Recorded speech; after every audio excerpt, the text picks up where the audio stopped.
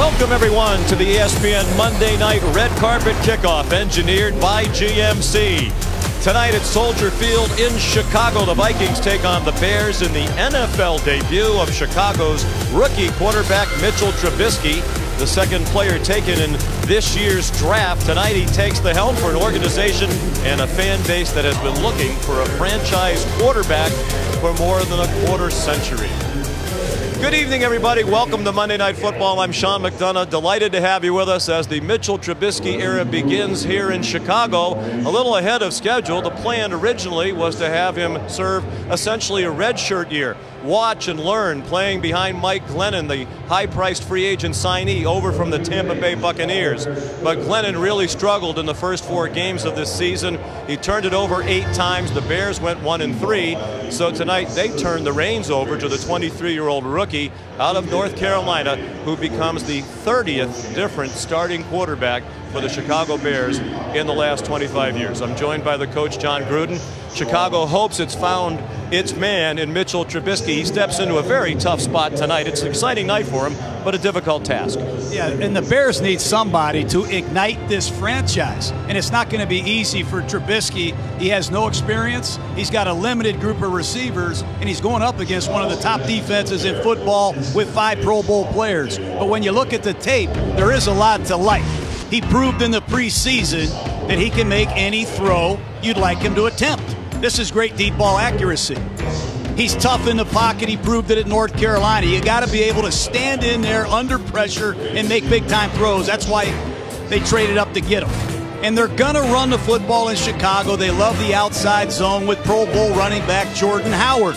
They're going to run this play repeatedly. And with Trubisky at quarterback, look for bootlegs. They're going to fake this zone stretch play to Howard and get Trubisky on the edge and let him run or pass. He's very good at this.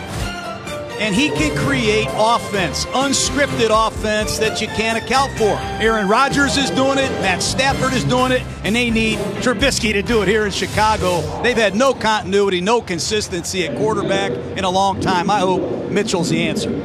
And there is exciting news on the Minnesota side of quarterback tonight. They get Sam Bradford back. We saw the Vikings on opening night on Monday Night Football against the New Orleans Saints. Bradford played perhaps the best game of his career. Hurt his knee in that game. They went 1-2 in the last 3 games. He's back tonight. Well, remember, he got traded to the Vikings late last year. He barely knew the offense. They had no running game, no pass protection. But now he's had an off season. He knows the material. They've added some players. And when we saw him against New Orleans, he was as good as Sam Bradford has ever been. Threw for over 80%, 346 yards, big-time throws down the field, and 3 touchdown passes to an array of different receivers. With the loss of their star halfback, Dalvin Cook, and the emerging young receivers they have, Sam Bradford is the most important Minnesota Viking. They need him to be healthy. Yeah, and an important game for Minnesota, 2-2, trying to keep pace in their division with Green Bay and Detroit, who look like they are terrific teams this season. Coming up next, our Monday Night Football Spotlight, and the spotlight shining brightly tonight on Mitchell Trubisky. We're back at Soldier Field, where Mitchell Trubisky is about to make his NFL debut as Bears quarterback. I'm joined by Lisa Salters down on the field. Time for tonight's Monday Night Spotlight. And Lisa, the Bears were the talk of the draft when they moved up in a trade with San Francisco, went from the number 3 overall pick to number 2, and they surprised many when they used that pick on Mitchell Trubisky. Sean, that phone call every draftee waits to get from their new team before the commissioner calls your name, it never came from Mitchell Trubisky. The Bears never called, but for him and his family, the moment was just as sweet. With the 2nd pick in the 2017 NFL Draft, the Chicago Bears select Mitchell Trubisky, quarterback, North Carolina. That look of uncertainty on Mitchell Trubisky's face at the draft was real. He had no idea the Bears were about to take him because Chicago was too busy making the deal to trade up to get him to make the call. Trubisky grew up in Mentor, Ohio, the oldest of 4 siblings in a family of athletes. He threw for more than 9,000 yards at Mentor High School, and in 2012 was named Ohio's Mr. Football. Trubisky wanted to play for Ohio State, but the Buckeyes signed J.T. Barrett, so he chose the University of North Carolina instead. His 4 years there did not go as planned. He redshirted as a freshman and watched from the sidelines as a backup 2014 and 2015 behind starting QB Marquise Williams. The 13 starts was out of my control. I did what I could do. Trubisky steps up in the pocket, loops it downfield. Touchdown! Boy, it looks like he's been doing that all his life. When he finally got his shot, he made the most of it. As he gets set to make his first NFL start, Trubisky says he plans to soak in the moment tonight. The stage is bigger and the lights a little brighter, but he says it's still the game he's played since he was a little kid, and he's still that same guy from Menor, Ohio. Trubisky told us he doesn't think he has to be heroic or superhuman tonight, Sean. His game plan, just be consistent, do his job, get the ball to his playmakers. Thank you very much, Lisa. They are certainly excited here in Chicago for the debut of Mitchell Trubisky, particularly given how well he performed in the preseason. You've been watching ESPN's Monday Night Red Carpet Kickoff, engineered by GMC and its line of SUVs.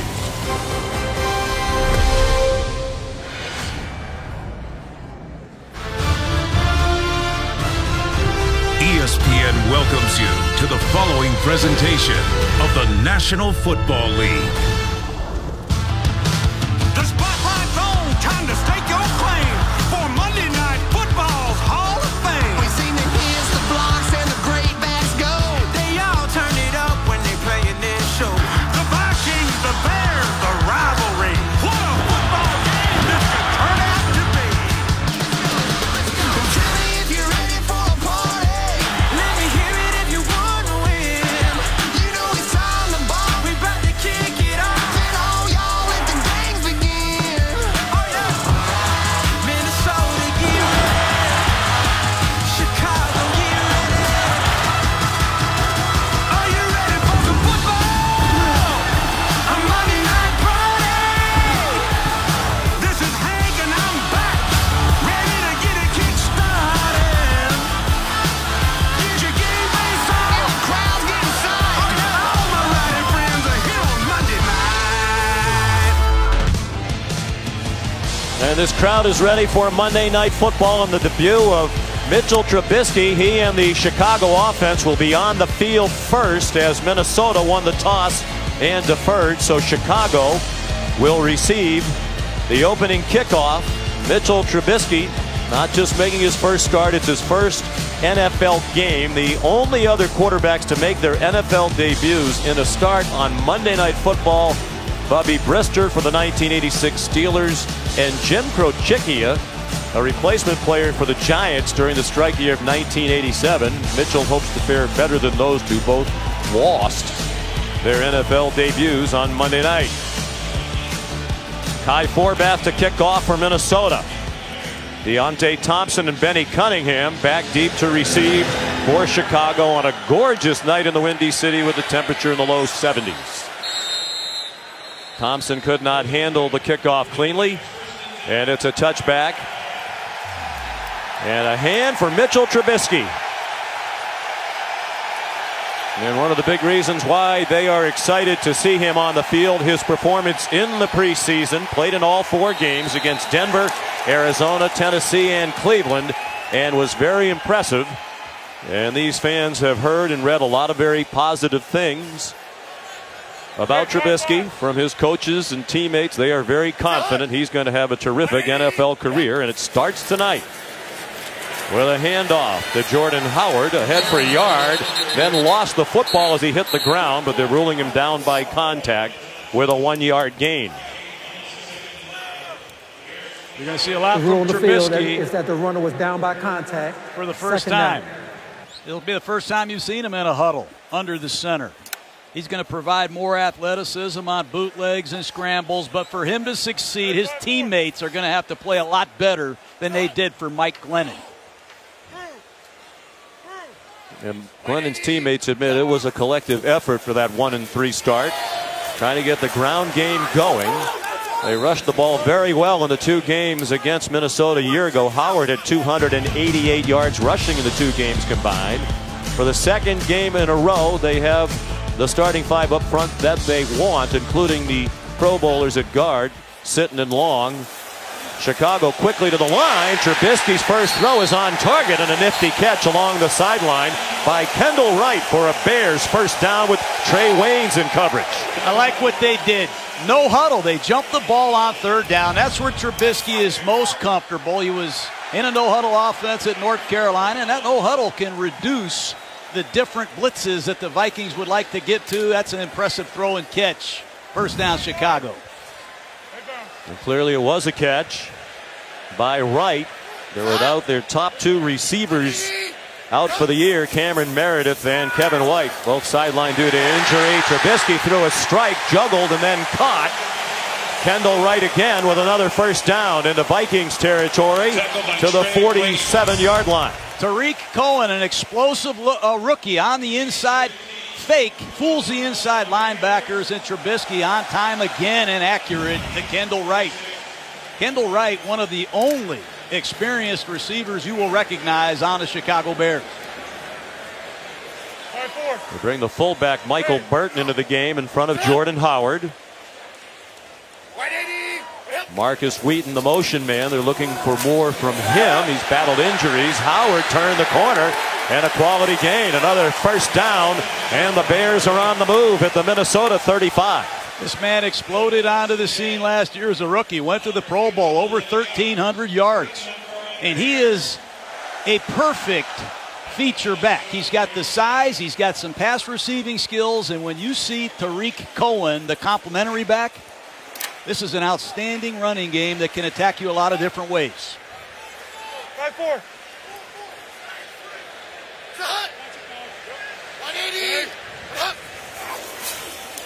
The fake to Howard, and the quick pass dropped by the tight end, Deion Sims. First year with the Bears as a free agent, signing over from the Miami Dolphins. Up front for Minnesota, one of the best front fours in the NFL. Hunter at age 22, an emerging star. The only new starter on the defense from a year ago is Ben Gideon, the rookie out of Michigan, who took the place of the retired Chad Greenway. And in the secondary, Rhodes a Pro Bowler, as is Harrison Smith with Sendejo and Trey Waynes. If there's been a weak spot in that defense through the first 4 weeks, it's been Trey Waynes, the third-year corner out of Michigan State. Tariq Cohen, the rookie running back, has had an explosive first 4 games. He ducks ahead for just a yard. Trey Waynes made the tackle for Minnesota. Terrence Newman was in there on the play as well. There's Tariq Cohen of North Carolina A&T, 4th-round draft pick, the 10th running back selected in the draft, and he is the only Bears rookie other than Gale Sayers with 150 yards rushing and receiving in the first 4 games of his rookie season. Sayers, the great Hall of Famer, did that way back in 1965. Design rollout for Trubisky, throwing deep and on target again at the 10-yard line. Nice catch by Trey McBride. There's a flag down in the offensive backfield. What a throw by Trubisky. Holding. Offense, number 65. 10-yard penalty. Replay, 3rd down. I don't care who plays quarterback for the Bears. If the teammates don't start picking up their play, it's not going to matter. Whitehair with a terrible holding penalty, and earlier Deion Sims dropped the football, but that's a huge first down, and you have a rookie quarterback and a first-time receiver really in Trey McBride that are trying to get this program started. Now it's 3rd and extra long. Benny Cunningham, the single back.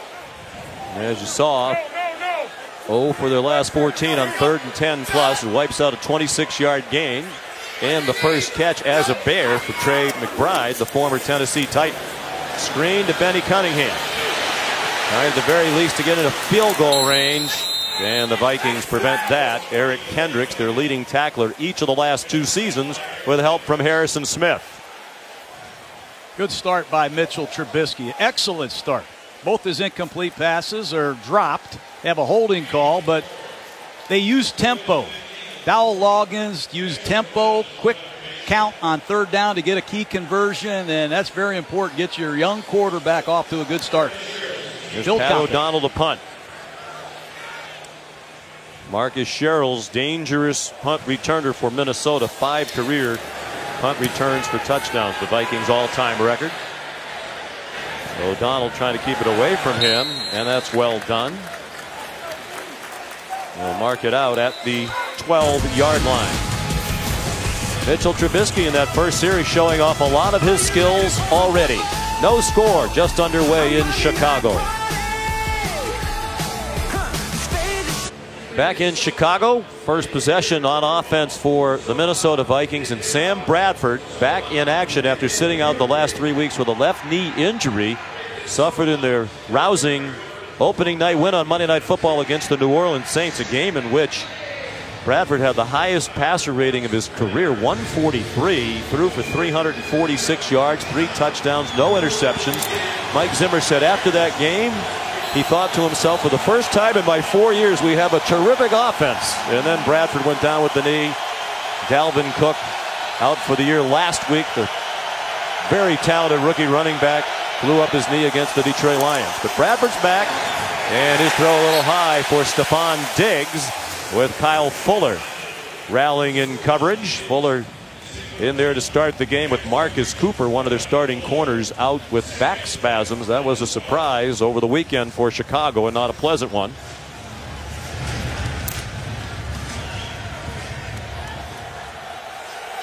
Sam Bradford, the 29-year-old out of the University of Oklahoma, where he won the Heisman Trophy. #1 pick in the entire draft of the St. Louis Rams back in 2010. He hands it off to Latavius Murray. He'll try to pick up the slack in the absence of Dalvin Cook, and he's out to the 20, a couple of yards short of the first down. They've had the same 5 start every game this year up front, have the Vikings, after they used 8 different starting combinations last season due to injury.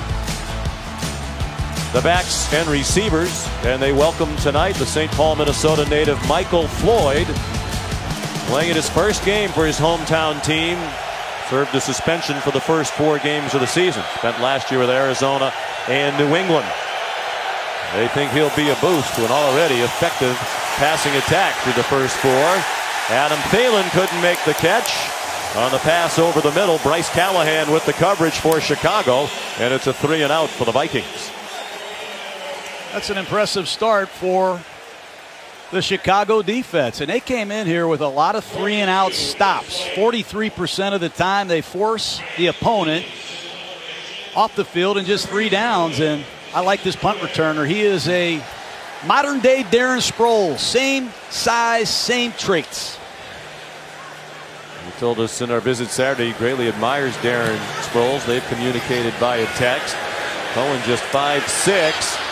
No fair catch on the short punt, and here he goes across midfield and down to the Minnesota 45-yard line.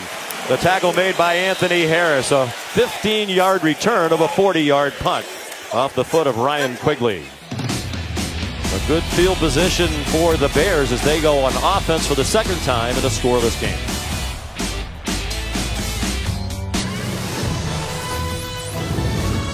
ESPN's Monday Night Football is brought to you by those that live like a pro, GMC.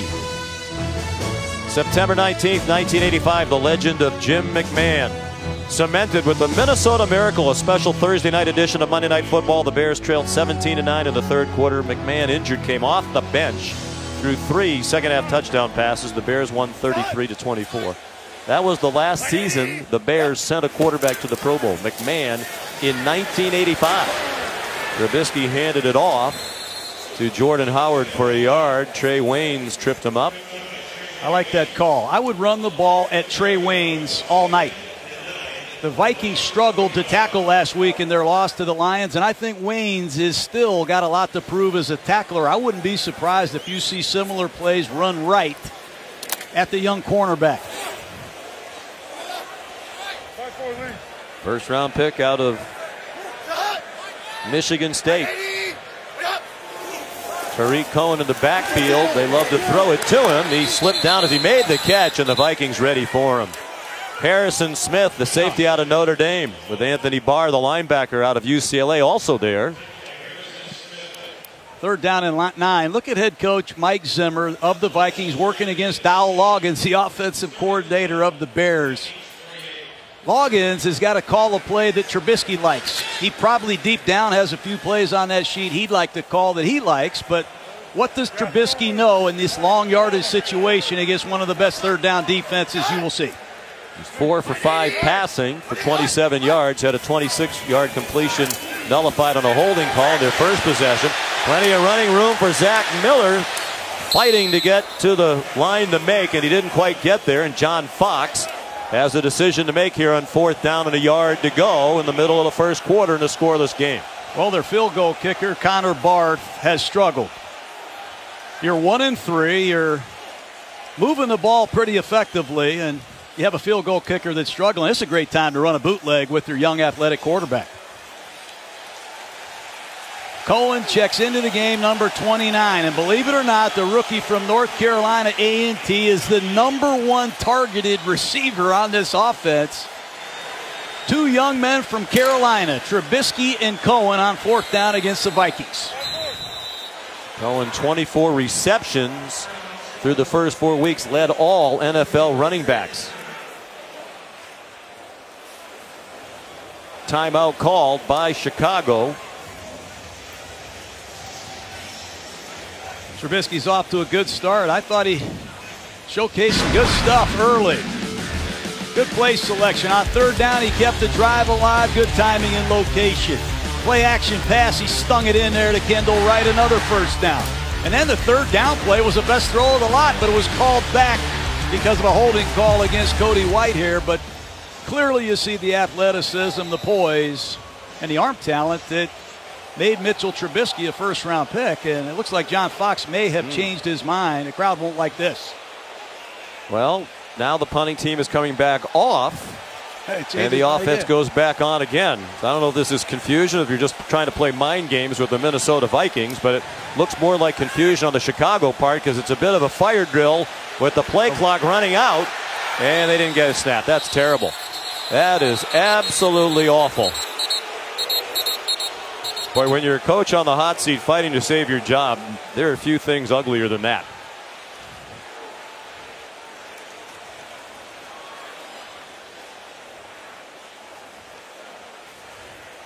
John Fox in his 3rd year here in Chicago. Game. Offense. 5-yard penalty. Still 4th down. Do you think they meant to do all that, John? Bring the punter out, take him back off, scramble out? I'm not quite sure. That's what the post-game press conferences are for, but I don't know if they tried to use a quick huddle or a quick lineup to fool the Vikings, but clearly they changed their mind one too many times. Fox is 10 and 26 as the head coach. And there's plenty of speculation around here about his future. O'Donnell's punt coming to the near sideline again. And for the 2nd possession in a row to start the game, Minnesota will start inside its own 20-yard line. No score. Interesting start here at Soldier Field. Sean McDonough, John Gruden, Lisa Salters back at Soldier Field in Chicago. 2nd possession for Minnesota. First one started at their own 12, this one from the 16. C.J. Ham, a fullback, is rejected at the line of scrimmage. Christian Jones, inside linebacker, in for the suspended Danny Trevathan tonight, part of a decimated Chicago defense. Well, C.J. Ham had really just 1 carry coming in here tonight. Dalvin Cook, their great halfback, out for the season, unfortunately, and I think they need to use Murray, the ex-Oakland Raider, in a more prominent role.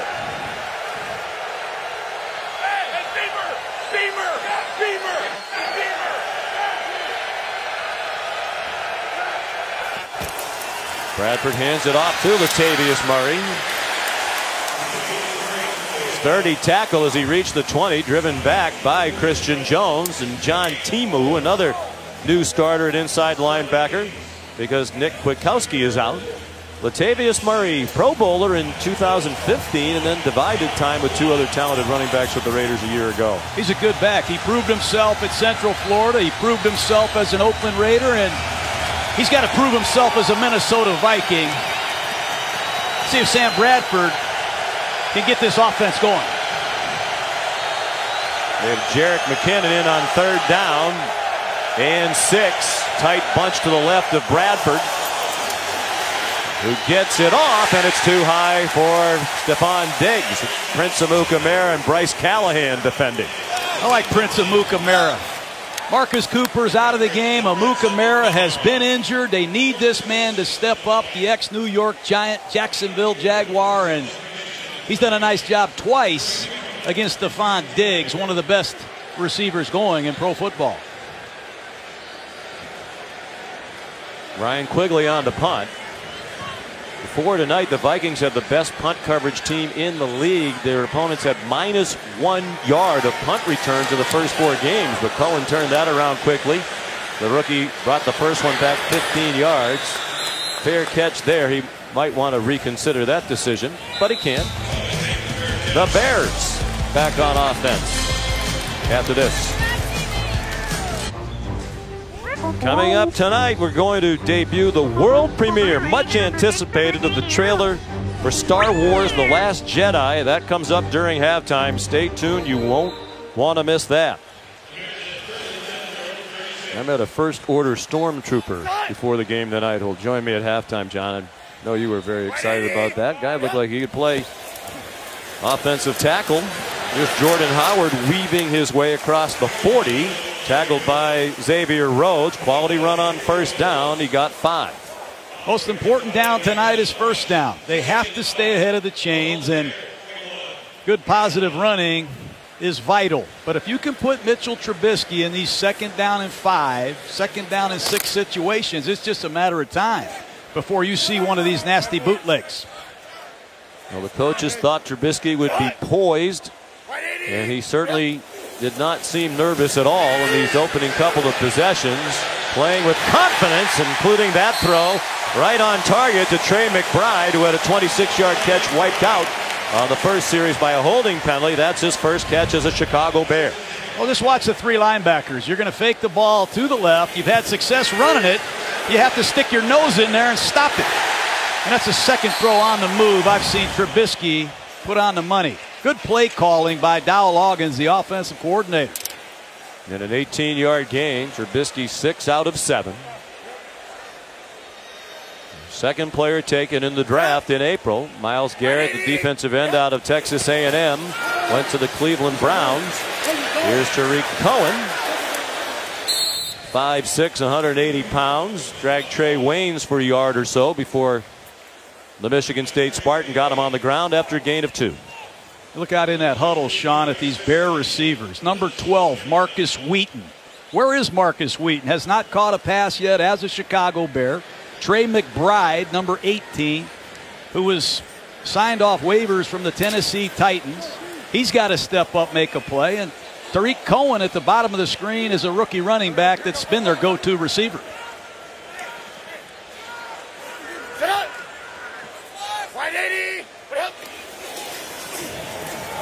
They flip it to Cohen.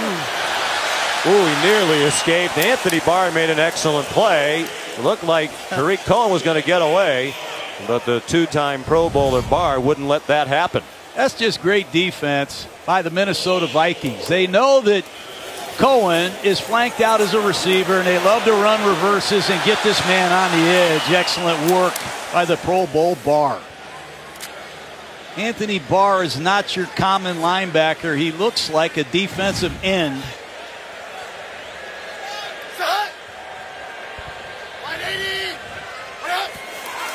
On 3rd and 12, here comes Harrison Smith on a blitz. Trubisky got it off. Zach Miller couldn't make the catch inside the 40-yard line. Mike Zimmer, the head coach of the Vikings, has a lot of ways to bust your protections, and they overload the blitz to the left side, and Chicago's one short, and you see Trubisky have to unload it before Harrison Smith can get there. There's Marcus Sherrills back deep again. Or the punt from Pat O'Donnell. No score. Chicago's had a decided edge in field position here in the first quarter. They've outgained the Vikings 74-12. And they could not down it. Josh Bellamy was there near the goal line but couldn't stop the ball. There is a flag down on that punt. Jerome Boger is the referee tonight.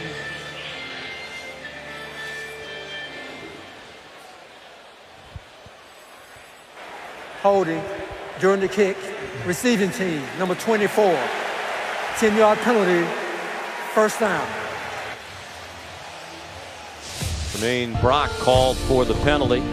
Well, a devastating injury for the Vikings last week in their loss at home to Detroit in the third quarter. Non-contact injury saw Dalvin Cook reaching for his left knee before the contact. Torn ACL. He'll undergo surgeries, out for the rest of the year. And he was off to a fantastic start through the first 4 games. Third in the league in rushing and was an explosive player. 4 25-yard runs, more than anybody in the league in the first 4 weeks. Thielen in trouble on the wide receiver screen, and he's swung down by John Timu back near the goal line. Timu pressed into service. They know that he knows the defense, but can he make the plays? Watch this effort and pursuit to the football. When he recognizes quick screen, he shoots his gun and makes a beautiful one-on-one tackle. I love when men get an opportunity and they step up and take advantage of it. Great work by the ex-Washington Husky. Undrafted player. Played only 19 snaps of defense at Green Bay a week ago Thursday. That was the Bears' last game. A little extra time to prepare for this one. Thursday to Monday. Deep throw for Thielen. Not on target. And this offense does not resemble in any way the Minnesota Vikings we saw the opener on Monday night against New Orleans. Front three led by Hakeem Hicks, the 27-year-old, with a couple of sacks in the opener against Atlanta. Jones and Timu, as we mentioned, in for Trevathan and Kwiatkowski, and it's a totally remade secondary with the rookie Eddie Jackson, 4th-round pick out of Alabama. He's been impressive at safety. Prince Amukamara over as a free agent. Bradford's 1 for 5 for -5 yards. This is 3rd and 15. 3-man rush. All kinds of time, and now he's out of it. And down for a safety in the arms of Leonard Floyd. That's all on Sam Bradford. Backed up in your own end zone and you hold the ball for over 4 seconds. You deserve to take a safety. But Floyd, an emerging second-year pass rusher, just keeps hunting. But Bradford held the ball way too long given this field position, and for whatever reason, this Chicago Bears seem to play very well against the Vikings in Soldier Field. Big mistake by Bradford. He went around Mike Remmers. Leonard Floyd told us the other day that he spent some time watching the video of the Super Bowl when Denver beat Carolina. Von Miller was the MVP, and he made it a very rough Super Bowl for Mike Remmers, who was then with the Carolina Panthers. So perhaps some of that film work paid off for Floyd. From Chauncey, Georgia, told us it's out in the country, 320 people. Said we only have one yellow stoplight. Yeah, he's an impressive young man, but when there's a 3-man pass rush, there's 8 in coverage. It's an obvious prevent situation. Check the ball down and get on with the game. And right now, Sam Bradford shows some rust, shows some inactivity, and we got to keep an eye on that knee also. We did not know if he was 80% coming in here, 90%, 95%. He said he didn't know. Let's keep an eye on Bradford as this game unfolds, but what a break for Chicago. We don't really know what the injury is. All he said was to describe it as a left knee injury. Ryan Quigley was the punter out there. Here comes Cohen off the free kick, and Marcus Sherrills runs him down. A good field position again for Chicago. They'll start beyond their own 40-yard line. Bradford did miss a couple of weeks of practice. He went down to Pensacola, Florida to see the noted orthopedist Dr. James Andrews, who's performed surgery on Sam's left knee in the past. He's twice had surgery on his left knee for an ACL. Apparently the examination showed no structural damage this time. It's just been swollen and sore. And he's been injury prone during his career, playing on some teams that have struggled to protect him, particularly in St. Louis and last year in Minnesota. He was sacked 37 times. Trubisky on target. Zach Miller for a 9-yard gain. Anthony Brown and Terrence Newman. Anthony Barr and Terrence Newman in on the tackle. Well, these are the things that he brings to the table. We said it earlier. He's going to be able to create some offense that's unscripted. And that's something that Mike Glennon was unable to do. But Trubisky can get out of trouble. He can throw on the move right or left. And that's good work. Well, you can understand why they want him to basically redshirt. He had just 13 college starts all last season.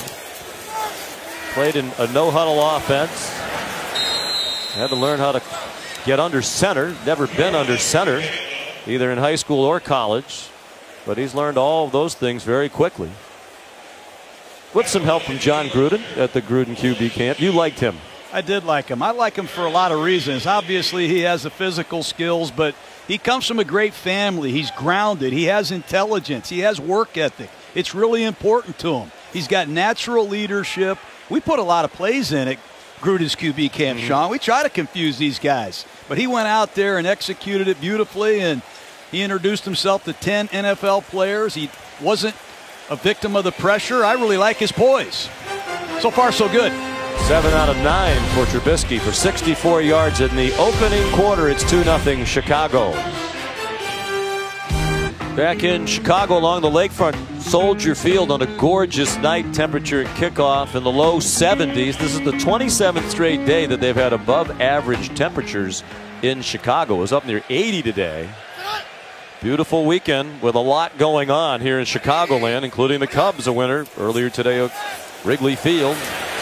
Their playoff series with Washington. On third down, the Bears convert. Kendall Wright pushed out of bounds by Terrence Newman, but it's at the Viking 42-yard line. First down, Chicago. Really good play call and very conservative protection plan so far by the Bears. Sprint out on third down for the second time, and once again it's the veteran Kendall Wright. Big first down. The 5th for Chicago. Minnesota did not have a first down in the first quarter. Minnesota had 2 yards of total offense. Howard has the corner. Nice move, and now he's on his way. Touchdown, Chicago, but there is a flag down back at the 39-yard line. When you run the outside zone, if you're at the point of attack, you better have your hands inside, and I'll bet this is coming back for holding. Doing the run, holding, offense, number 12, 10-yard penalty, replay, first down. Marcus Wheaton, the ex-Pittsburgh Steeler, still looking for his first catch. Called for holding, number 12, left side of your screen.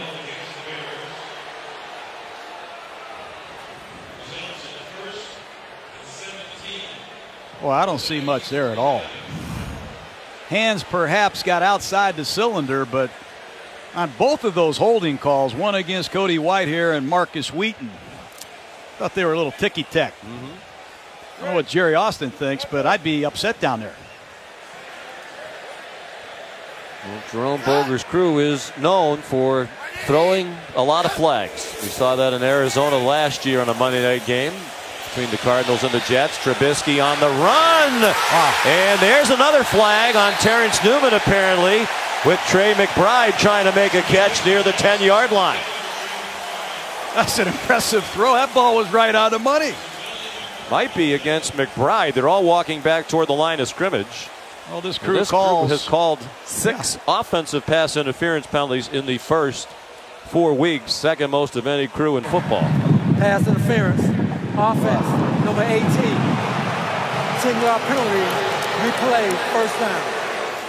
Said it earlier. I thought the supporting cast let Glennon down, and the same group is letting Trubisky down. I don't think that's a penalty at all. You gotta let these guys play. Goodness gracious.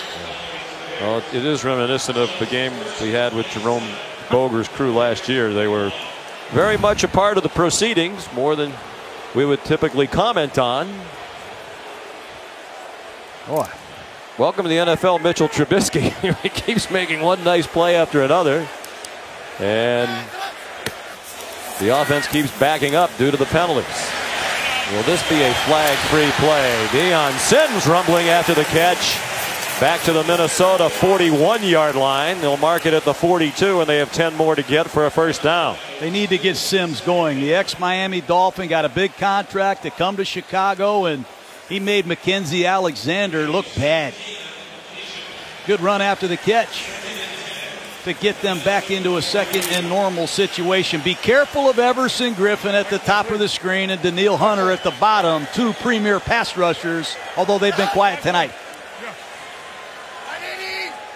17-yard gain. Vikings showing blitz, and both sides seemed a little out of sync at the snap. False start. Offense, number 72. 5-yard penalty. Still second down. You know, when you change quarterbacks, sometimes the snap count is an issue. One of the things I saw with Trubisky at North Carolina is they had 31 false starts in college, but pre-snap penalties in general have doomed this Bear offense. Other than that, they've made some plays. 5 penalties for 40 yards. And that throw too high over the head of Sims, with Harrison Smith in coverage. Here comes Brian Robinson, the veteran defensive lineman of the Vikings. This is an interesting football player. He's had a great career in Minnesota. He was an excellent edge rusher for a long time. Now Danielle Hunter has taken over for him, and he's like a satellite. He stands in there as a defensive tackle. He'll stand up, Sean, and listen to the quarterback and the center's communication. Then he'll go over and tell Mike Zimmer on the sideline. Look at him standing up. He comes part of the rush. Trubisky shows his escapability. Throws back over the middle on the run. Usually not a good idea, and it's behind Miller, who slipped down. This is a new field recently replanted before this game. We've seen a couple of players have trouble staying on their feet. And Harrison Smith has made 3 nice plays tonight. He understands what happens when a quarterback scrambles. You have to plaster to your man, and that time the Pro Bowler out of Notre Dame held his coverage. There's Sherrills again back deep. O'Donnell has done a nice job pinning the Vikings deep.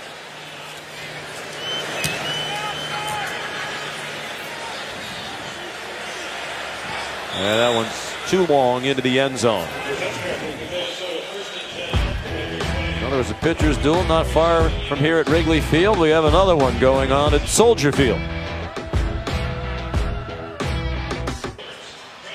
4th possession of the night for Sam Bradford and the Minnesota Vikings offense. They trail 2-0 on a safety. Well, it's 3rd and extra long. And look how long Bradford holds the ball in his own end zone. For a veteran quarterback to make a mistake like that is unbelievable. He's out of sync. I don't like his body language. You just have to wonder how healthy he is. So valuable to this offense, but so far they have been shut down quietly. It's the best starting field position of the 4 possessions for the Vikings from their own 20. Their average has been their own 13. Latavius Murray. Strong run. He gets 4. John Timu took him across the boundary.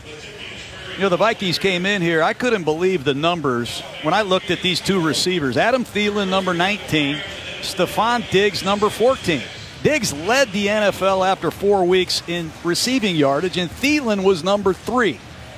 Very important that the Vikings find one of these 2 receivers and get the passing game going. They've combined for 1 catch to Thielen, and he lost 5 yards on that screen. Play action pass. Bradford throwing deep, and it is broken up. Intended for Diggs. For a moment, it looked like it was going to be triple coverage. Kyle Fuller, the nearest defender for the Chicago Bears. Ball slightly underthrown, and Diggs working against Fuller. He's going to split this double team. You see Amos 38, ball slightly underthrown, and Sam's got to finish on that front foot. You still have to wonder how healthy he is. Yeah, that didn't look like the throw of a healthy guy. He said his left knee is still sore. He had limited practice time this week, but he missed a couple of weeks of practice. And all that rhythm they had on opening night is not in evidence tonight. That's a completion to Thielen. And a Vikings first down at the 35-yard line. First down of the game for Minnesota on an 11-yard completion. Bradford to Thielen. Well, that's what we need to see. Let's see Bradford move sharply in the pocket to his left. And a nice job by Thielen uncovering against Fuller. But that's nice work by Bradford. Good to see him moving around. He's now 2 for 7 passing. Completed more than 71% of his passes last year to set the single-season NFL record. Latavius Murray upended after a pickup of 2. Kyle Fuller on the stop. 4-year cornerman out of Virginia Tech battled injuries for Vic Fangio, the defensive coordinator for Chicago. What a job he has done here with a lot of moving parts. You look out there in the secondary, they've got a rookie safety man, number 39, Eddie Jackson. Prince Amukamara just got here at right corner. They got a left corner, Kyle Fuller, who missed the entire season last year, in a middle linebacker that's never started. They're the only team in the league that does not have a single player on the defense that's ever played in a Pro Bowl, but they're playing very well tonight. Christian Jones almost picked that one off at the 50-yard line. Mixing up man and zone coverage. And Bradford tried to touch that ball in. Tried to get it up over the top of Jones and underneath the safety. And that's why you like big linebackers. And when you see Christian Jones in person, you'll see why he batted that ball down. He's 6'3", 245 pounds. Third down and 7. 2-0 Chicago in the second quarter. Vikings from their own 38-yard line. Jerick McKinnon wanted to make sure he knows what's going on. 4-man rush, and Bradford could not get away. Akeem Hicks didn't get much of him, but got enough to get him down on the grass.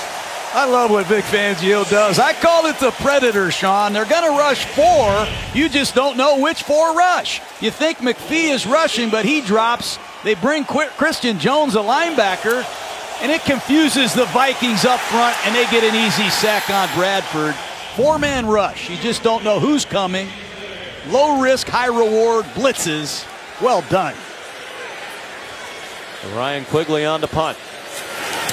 Ooh, just did get it off. Plenty of running room for Tariq Cohen. And he's down at the 22-yard line. Good coverage by the Vikings. C.J. Ham covered the 54-yard punt. They're depleted on defense, but you wouldn't know it here in Chicago tonight. It is almost over. We're just moments away now from the world premiere of the trailer for Star Wars: The Last Jedi. You won't want to miss that. It's coming your way at halftime. So much anticipation for all the Star Wars movies, and this one no exception. First down Chicago. Bears from their own 22, leading 2-0. Jordan Howard weaved his way out to the 25. You're just joining us. Mitchell Trubisky getting his first NFL action tonight. The rookie out of North Carolina, part of a big and surprising trade on draft night. The Bears moved up 1 spot, went from the 3rd pick to the number 2 pick overall in the draft. They had to give up 3rd and 4th round picks in this past draft and a 3rd rounder next year to move up the 1 spot. San Francisco dropped back, took the defensive lineman Solomon Thomas out of Stanford. All-star. Offense, number 70. 5-yard penalty. Still second down. And, Coach, it was a very surprising trade. As a matter of fact, Mitchell Trubisky told us, because they had just signed Mike Glennon as a free agent, he was not expecting, even though he knew the Bears liked him, that he would be picked by them. And he said the green room was buzzing when they announced the trade. And everybody's looking at everybody else, all the prospects. Who are they picking? Nobody's phone was ringing. His phone didn't ring. And then the next thing you know, They're calling his name to go up and see Roger Goodell on the stage. It was a lot of drama for sure. I was there. And his pass incomplete. And at the time, it seemed like the trade was widely criticized. Well, everybody criticizes things today. I mean, there's a lot of critics out there. And I sit up there and I admire what Ryan Pace did. I'm just sitting here looking at the Cleveland Browns. They're 0-5. They chose not to take a quarterback. The 49ers are 0-5. They chose not to take a quarterback in the first round. They're going to be criticized now pretty soon, too. But I admire the Bears for going up and getting their guy. And Ryan Pace kept it top secret. And by gosh, the Bears need a quarterback. Do whatever you got to do to get one you like. That's right. We've chronicled it. He's the 30th quarterback in the last 25 years to start for the Bears. Only Cleveland has used more different starting quarterbacks. The ball comes out as he hits the ground. They're going to rule him down back near the 25-yard line. There's also a flag down in the secondary at the 35-yard line. It's illegal contact against the Vikings. This should be a first down.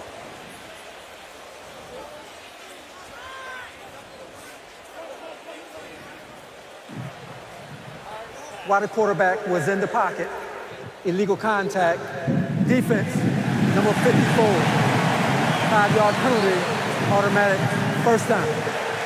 Eric Kendricks called for the penalty. That's the story of this game. Excuse me, Sean. It's like the story of this whole game is penalties. Yep. Jerome Boger and his crew keeping us on our toes. Hey, 5-4. Sit up. Right in. Yep. Howard turning the corner. Let's go down to Lisa Salters. Yeah, Sean, a couple minutes ago I saw Case Keenum get up off of the bench. He went over a couple of receivers, said something to them, and then went over to the bike to warm up a little bit. Don't know what that means. He has not thrown the ball yet, isn't warming up with the ball on the sideline, so I'll keep an eye on that. Sam just does not look right tonight. Doesn't look like he's near 100% and ready to go. I wouldn't be surprised if we see Keenum. Alert. Hey, reload. Hey, we got to go. Hey, hurry. We'll snap it with 3. Play fake to Jordan Howard.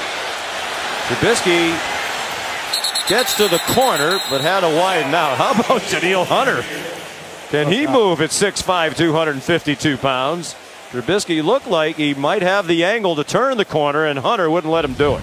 That's Zach Miller on the left side of your screen, wide open on the bootleg. Trubisky audible to this play, but you'll see 86 show big time. But look at Daniil Hunter chase him down. If I could look like anybody on the planet, I'd probably want to look like Daniil Hunter. He is impressive. Just 22 years old. He has over 20 career sacks and reminds me a lot of a young Terrell Suggs. You walk into some of these facilities and you see some guys that just look different than the rest of mankind. He does. Suggs and Hunter are those two guys. And he won't be 23 until later this month. Led their team in sacks last year at 12.5, the youngest player ever to lead the Vikings in sacks. Everson Griffin said, I asked him if I could borrow a couple of inches off those arms, both in the length of them. How about those guns? You're right. You know, every week you walk into one of these facilities, you see a lot of impressive looking people walking around, but that guy, even against that backdrop, really stands out. That looked like you in the gym, the hotel the other day. Well, I take a lot of pride in my guns, but I think Daniil's got me. Third down is short. Keep an eye at the bottom of the screen. Number 29. Cohen. Issue with the clock and the chains. We're also told by Jerry Austin that on that penalty against the Vikings on the end of the Trubisky run, that the yardage actually should have been tacked on to the end of the run and was not. Deion Sims couldn't make the catch. Eric Kendricks had the coverage. So on 3rd and short, the Vikings hold. Boy, it feels like they've been badly outplayed here in this first half, but Chicago's lead is only 2-0.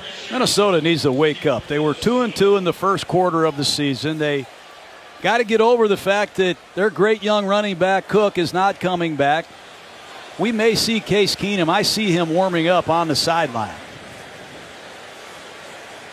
Sam Bradford clearly does not look comfortable. It's the 5th punt of the half already for Pat O'Donnell.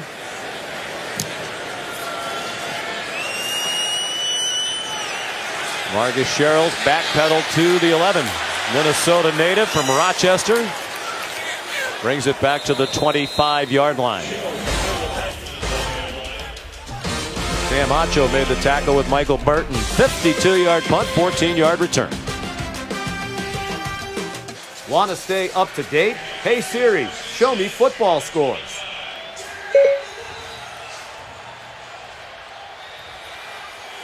And a weird football score here, 2-0. 7:03 to go in the first half here in Chicago. The Bears on top of the Vikings. Minnesota with its best starting field position of the night. Its own 25. Latavius Murray. Hard-earned 3 yards. Tackled by Mitch Unrein, 7th-year man out of Wyoming. Rough start to the night for Sam Bradford. Yeah, misfired on a quick out. He held the ball way too long on the safety. He knows better than that. Just not feeling it right now. He's off schedule, out of rhythm. He's had some protection breakdowns, and let's see if the veteran out of Oklahoma can get his night started.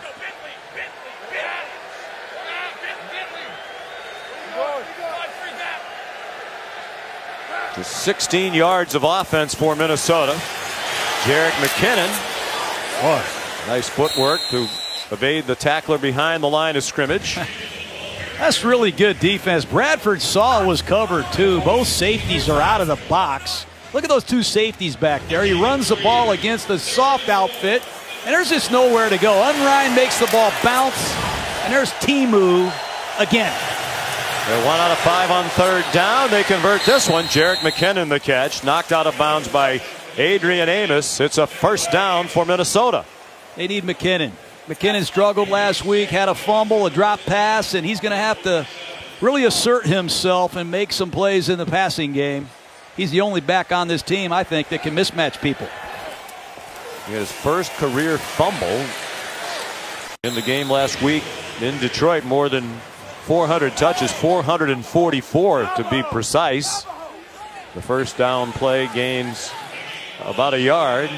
They lost 3 fumbles in that game against Detroit last week, losing at home for the Lions. Bradford hit as he throws, but he got it on target. Adam Thielen into Chicago territory at the 48-yard line. Oh, they love to jump the ball, get in a bunch formation, and use this play action. They've thrown 2 touchdowns on this play action out of a bunch formation. Nice change of pace by offensive coordinator Pat Shurmur. He learned that in Philadelphia when he was with Chip Kelly. 14-yard gain. They're in Chicago territory for the first time. Jerick McKinnon, a little hesitation move. He's out of bounds. Shoved out by Prince Amukamara. There is Pat Shurmur, who's been the offensive coordinator for Sam Bradford in St. Louis and Philadelphia, and now here in Minnesota. What a battery that is. Not many quarterbacks can say they've had the same man with them in 3 different stops, but they had a chance to spend a lot of time together in the offseason. He's given Bradford a lot more control at the line of scrimmage, and I've seen Sam audible 3 or 4 times already tonight. Sam said with the entire offseason to work again with Shurmur, he never felt more comfortable coming into a year than he did this year, and that showed on opening night. McKinnon trying to find some running room, and he gets wrestled down. Sam Acho in on the stop. 4 minutes to go in the first half. 3rd down Minnesota, and 6 yards to go. These 3rd down situations, they came with a blitz the last time. They have a rookie center here in Minnesota. I like him. Pat Elflein out of Ohio State. He's got to get up to the line of scrimmage, recognize the defense in this noise, and communicate what he wants done. 8th play, best possession of the night for Minnesota, trying to keep it moving.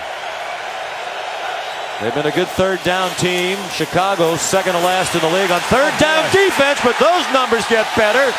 Leonard Floyd reintroduces himself to Sam Bradford. Sam looks shaken up, but there's an emerging player. Floyd, 2nd sack tonight. On a stunt, he comes clean. And he has the speed to come and get you. The one thing this man can do coming out of Georgia was run. A lot of people felt he was too light but he's gained weight. He's much stronger, and Ryan Pace has to like that first-round pick also. Third sack of the night for Chicago. Minnesota had given up only 5 total in their first 4 games of the year. Ryan Quigley, first year with Minnesota. Tariq Cohen, plenty of running room on the catch. Heading in the wrong direction. And they wouldn't let him escape. Well covered again by the Vikings. Marcus Sherrills finally knocked him out of bounds. If I had asked you right now, do you think Sam Bradford will finish this game? No, I do not. I just don't like his body language. He just doesn't look like the Sam Bradford that we saw a few weeks ago. And trainers are talking to him, and we've seen Case Keenum warming up. This is devastating to Bradford. He put so much into it, and every one of these injuries that he has had, they just get harder and harder to get over. There's a lot of frustration in that young man, and I feel for him. And for the Vikings, who've been hit as hard by injuries really as any team in the NFL in recent years. Look out. Will Trubisky stripped to the football, and the Vikings have it. Everson Griffin knocked it out, and they're knocking the play dead inside the 15-yard line. Linval Joseph picked it up after Everson Griffin forced the fumble. Well, he listened. He heard the snap count. He knew what it sounded like, and he comes to the races and beats Leno with ease. 6.5 sacks. That's 5 games in a row. Everson Griffin has had a sack to start this season. They haven't had a man do that since the Hall of Famer Chris Dolman. But his get off, his ability to time the snap count is his strength. What a job. So they hand the ball back to Bradford, who does return to the field in great field position at the Chicago 13-yard line. The first Vikings sack of the night. Latavius Murray cuts it inside, forced inside by Prince Amukamara. That might take us to the 2-minute warning. Be smart to let this thing run all the way down. Use all the clock, give Chicago nothing. But once again, Sean, look at this Bear defense. It seems they start more drives in horrible field position than any group I've ever seen. It's called sudden change defense, but, man, they start backed up inside their own 10, 5-yard line more than anyone. 2-minute warning. Monday Night Football from Chicago returns right after this. Toyota halftime analysis of the first half. Susie Colbert with Charles Woodson, Matthew Hasselbeck, and Randy Moss. Then you'll want to stay tuned for the trailer. Star Wars: The Last Jedi, with the world premiere of the trailer coming your way at halftime. 2nd and 7, Minnesota trying to take the lead at the 2-minute warning, down 2-0. Bradford in trouble, and he goes down. The pocket got pushed backwards by Akeem Hicks, and Bradford went down on the 4th sack of the night for Chicago. It's Akeem Hicks again, the 2nd time tonight. Hicks is the only defensive lineman that started all 16 games last year for the Bears, and he pushes Elflein, the rookie center, right back into the quarterback. He had no chance.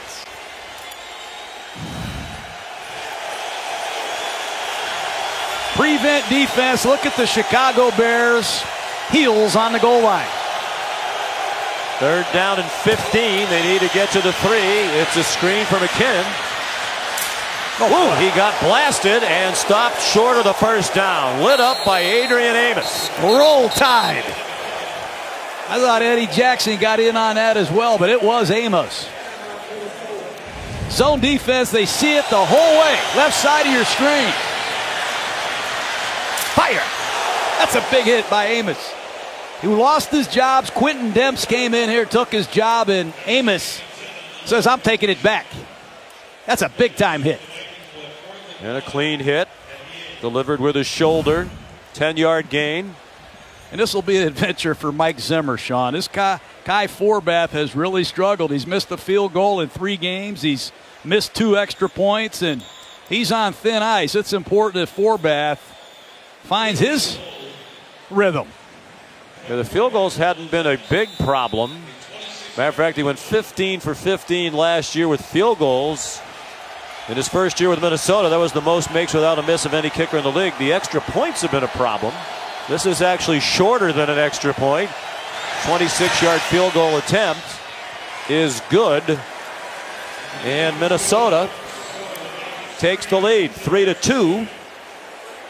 And Bradford noticeably limping now on the Minnesota sideline.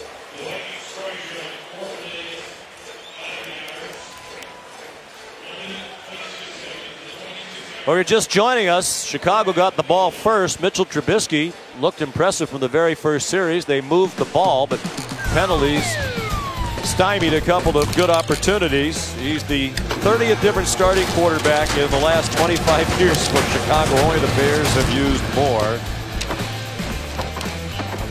And they hope that it'll be Trubisky at the controls for a long time. He is now 9 for 15 for 89 yards. Done some good things tonight. Will John Fox and offensive coordinator Dowell Loggins with 2 timeouts let Trubisky go to work in a 2-minute drill against this Viking defense. Can't keep the training wheels on forever. Ty Forbath kicks off. Line drive. Fumble. Scooped up by Deontay Thompson. Where the coverage teams have been excellent tonight for Minnesota. Well coached by Mike Prefer. Kentrell Brothers made the tackle. You know, if you're the head coach of the Chicago Bears, what you have seen over the last 3+ seasons in terms of the turnover ratio has to really make you scared to turn anybody loose. Look at that last year, -20. And already this year, the Chicago Bears last in the NFL at -8. How do you have any confidence in anybody if you continue to turn the ball over, especially in this field position? And John Fox's 3 seasons, they are now -32. Hey, we got here. Boy.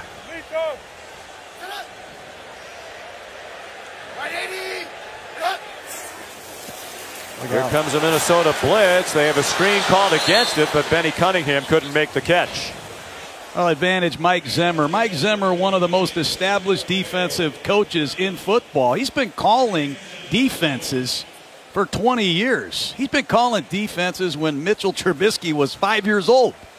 So much experience, not only in his coaching staff, but on the field for this Viking defense. They've had great continuity, and they're working against a man in his first NFL game. Advantage Minnesota. Trubisky 0 for his last 5 after the hot start.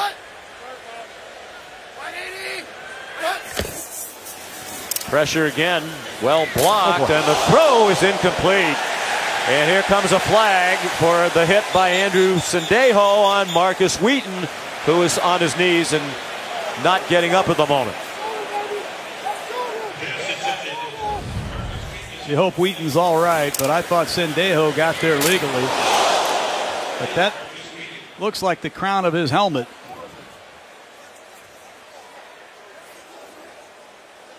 And Jerry Austin says it's okay, but I saw one yesterday in the Packer game. Call against Green Bay. No foul. Roughness on the play. The contact was in the shoulder. Third down. You know, Sean, a lot of these big hits, the quarterback is at fault. Sendejo's playing free safety. He sees it the whole way. I don't know what you want Sendejo to do. He's reading a young quarterback all the way. He breaks on the ball. He feels his time seam post, and he makes a huge hit. But you can't throw that ball with Sendejo located where he was. So they pick up the flag, and here's 3rd down and 10. And they run it. Benny Cunningham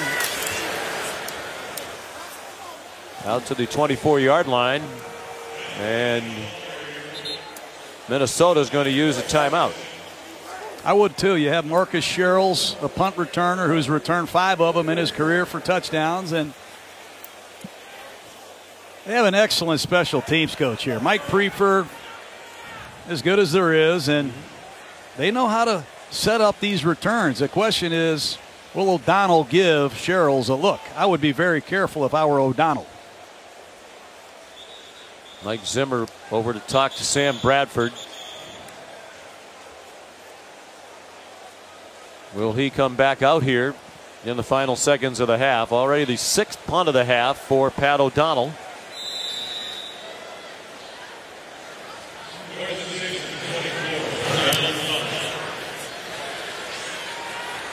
This one is returnable from the 25. Marcus Sherrills. Out to the 46-yard line, so 2 timeouts, 25 seconds. And it looks like Case Keenum is taking over. The starter in their last 3 games. He will. So Sam Bradford plays most of the first half. Ineffective for most of the half. 5 out of 11 for 36 yards. Clearly not moving as well as he ordinarily does. So here's Keenum, who started the last 3 games with Bradford out with a knee injury. They went 1-2 with Keenum at the helm.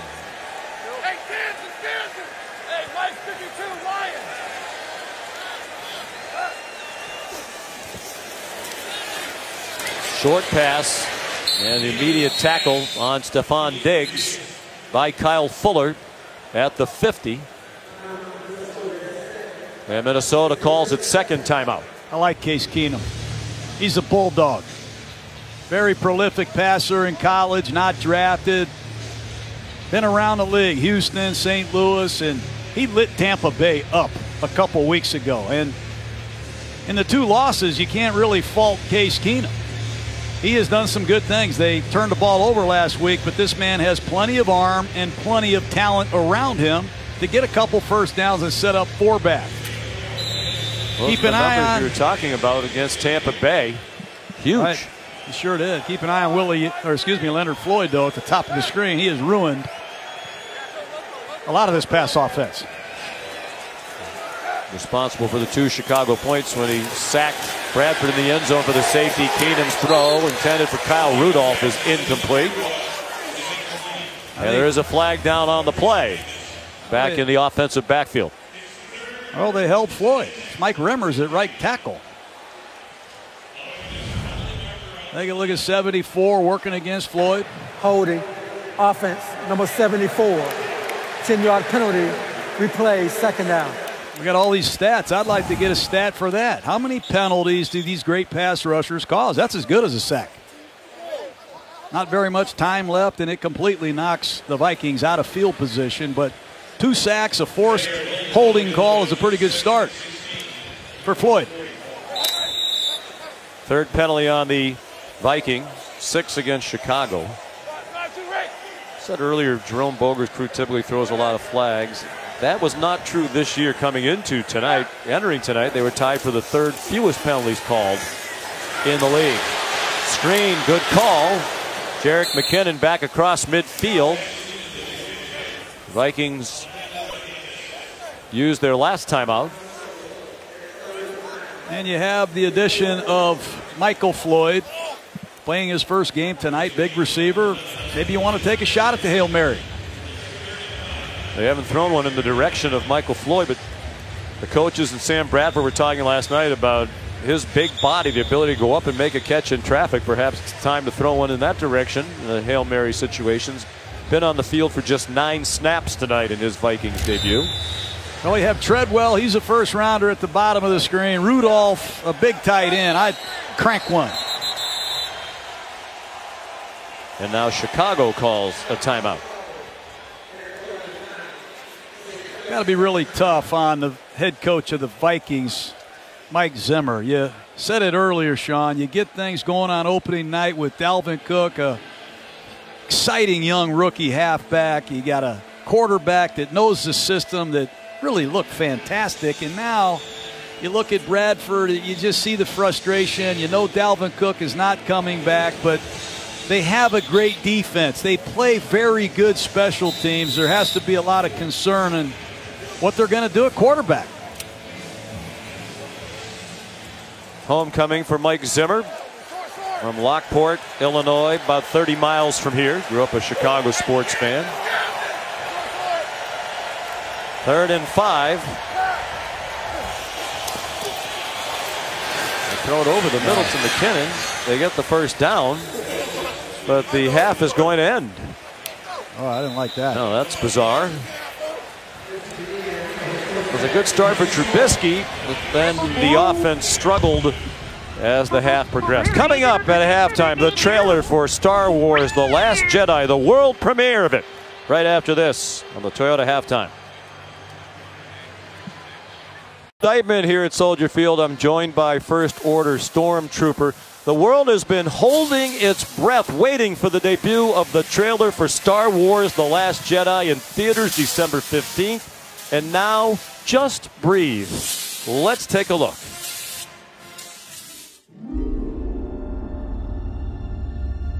When I found you, I saw raw, untamed power. And beyond that, something truly special.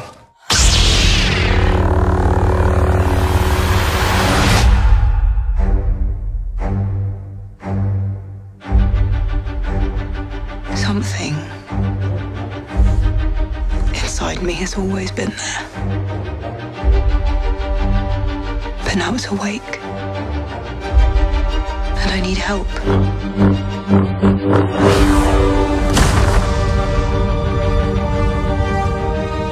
I've seen this raw strength only once before. It didn't scare me enough then. It does now.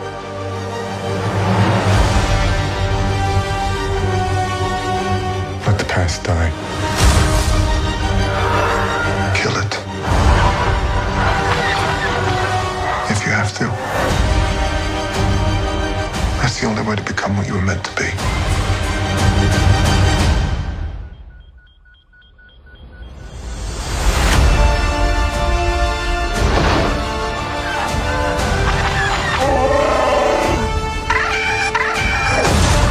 We are the spark that'll light the fire that'll burn the First Order down.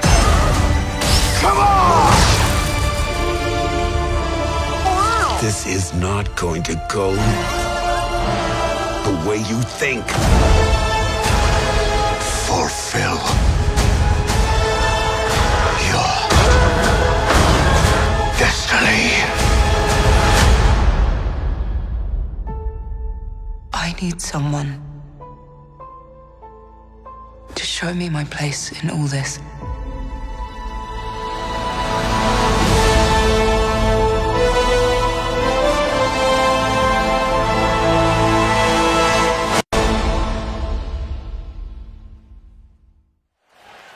So there you have it, just a taste of what you can expect in December. You can see how excited First Trooper to my right here is. The Star Wars: The Last Jedi, as always, in anticipation of the Star Wars movies. Excitement all over the world. It'll premiere in theaters near you on December 15th. Happy holidays. We'll be back with more from Chicago right after this.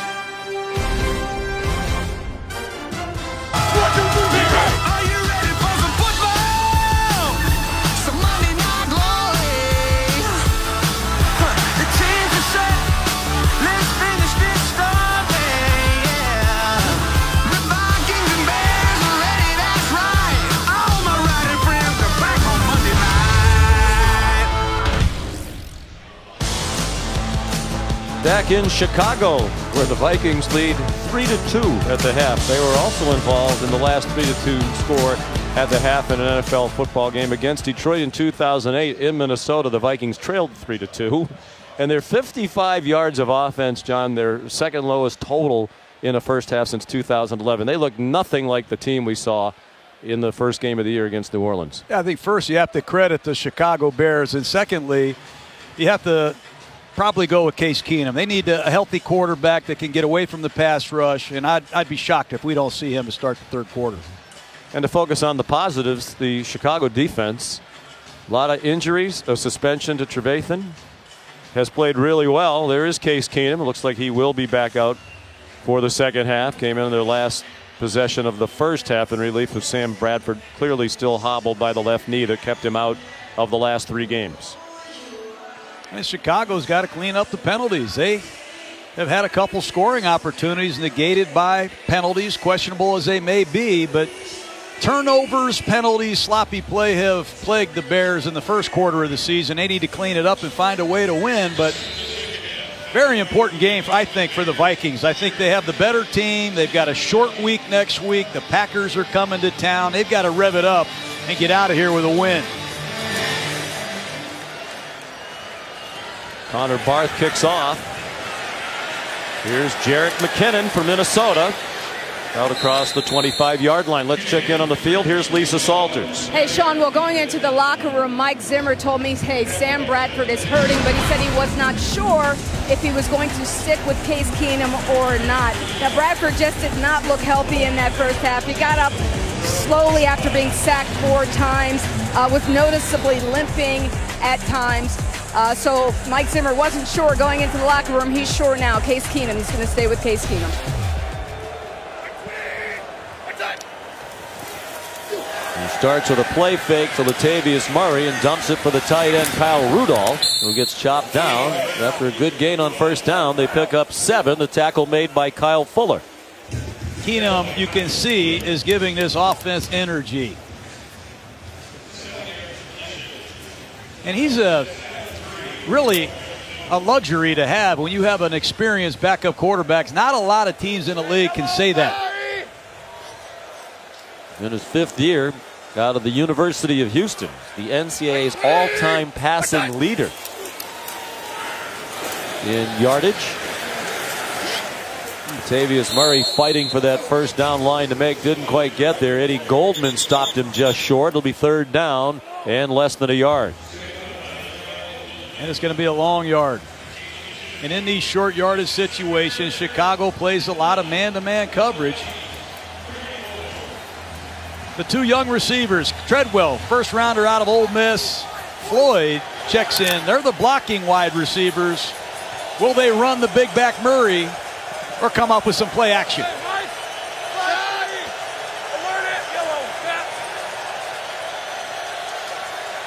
Michael Floyd in motion. He has not practiced during the 4 weeks that he was suspended. Latavius Murray carries for the first down. Floyd was able to play in the preseason games, but once the regular season started, he could attend meetings, he could work out in the facility, but he could not practice, so they wondered how much he'd be up to speed in the flow of what they're doing right out of the gate here tonight. I like what they just did with Floyd. They use that big body as a lead blocker. And on 3rd and short, he delivers, and that's important. Come out of the locker room, get this offense moving with your backup quarterback. Pistol now with Latavius Murray behind Case Keenum. And they swing it out to Murray. Did not get away from Sam Acho. Murray, a very impressive guy from the Syracuse, New York area. Went to the University of Central Florida, played for George O'Leary. Said he's one of the best people I coached in my 48 years of coaching. And he was impressive in our visit last night. Productive with the Raiders. Mentioned he was a Pro Bowler, John, in 2015, then split time with 2 other young running backs last year. He said, I didn't mind that because we were winning. We won 12 games, went to the playoffs.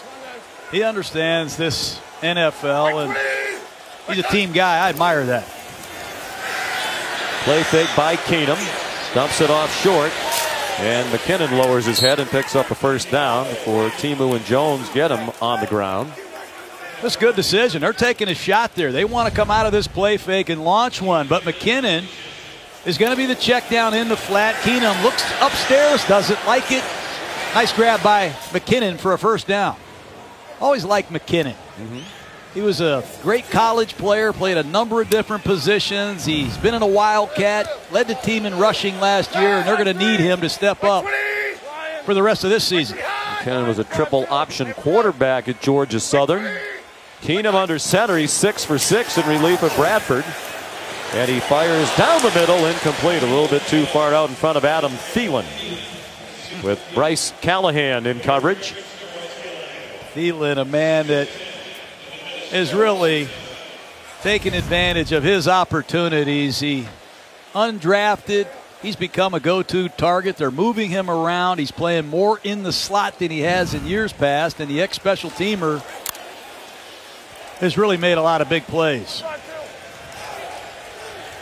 You mentioned he and Diggs both in the top 3 in receiving yards through 4 weeks. They've been held in check tonight by the Bears. Screen, Rudolph avoids a tackle behind the line of scrimmage and then gets shoved out of bounds by Christian Jones with help from Sam Acho. Short of the first down. They'll mark it at the 47. They need to reach the 43. Well, Prince Amukamara's got to make that tackle. It's a slow screen to Rudolph, and Amukamara is right there for the tackle.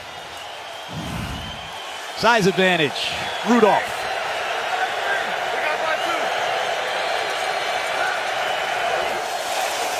Four-man rush. Keenum throws, and it's caught by Thielen for a first down with Bryce Callahan making the tackle.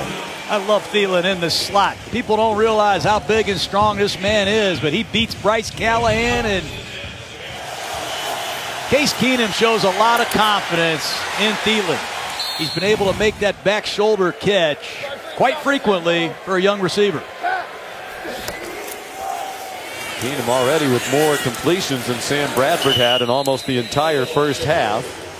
Back to the run with McKinnon, and he gets nothing.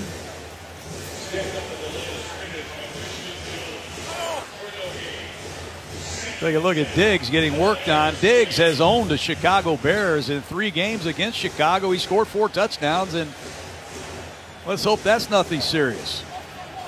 He has 1 catch tonight for 4 yards. Led the NFL in receiving yards through the first 4 weeks. Maybe it'll be Treadwell. Chicago native. Boy, I'd love to see him make a play in his hometown. They've been waiting for him to emerge. Number 11. They hand it off. Thielen took the handoff as he came across the formation. Nice call by Pat Shurmur, and another first down for the Vikings. Crisply on the move here to open the second half. This play's going around a league like wildfire. The jet sweep. They don't even block Leonard Floyd. That's what we say in these offensive meetings. If we can't block them, we'll read them. But what a story Thielen is. Out of Minnesota State, mentioned during the first week of the season, they didn't even want him. He finally went there for $500 in scholarship money. Made it out of their tryout camp. You know, they've done well with local Minnesota players. We mentioned Floyd now on the team, but Marcus Sherrill's from Rochester. C.J. Ham is from Duluth, Minnesota. Thielen from Detroit Lakes. Speaking of Ham, here he is out of Augustana in Sioux Falls, South Dakota. And it looks like he has another first down. The center, Pat Elflein, out of Ohio State. Very athletic, Sean. Watch him get out here and lead this screen. Make the key block on 53, Timu. Not many centers have been opening day starters as rookie for this franchise. Maybe a guy named Mick Tingelhoff and Elflein, the only 2. Tingelhoff was way back in 1962. Latavius Murray carries down to the 13-yard line. That was in the second year of the Vikings franchise. Mick Tingelhoff wound up playing 240 games in a row on his way to the Hall of Fame. So all Elflein has to do is play every regular season game through 2033, and he will match Mick Tingelhoff's mark. John Timu is the injured player for Chicago. And they can't afford to lose another linebacker.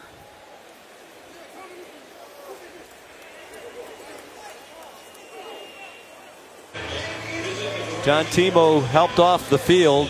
He's starting tonight because Nick Kwiatkowski's out with an injury and Danny Trevathan suspended. This didn't look good. His left leg got crumpled.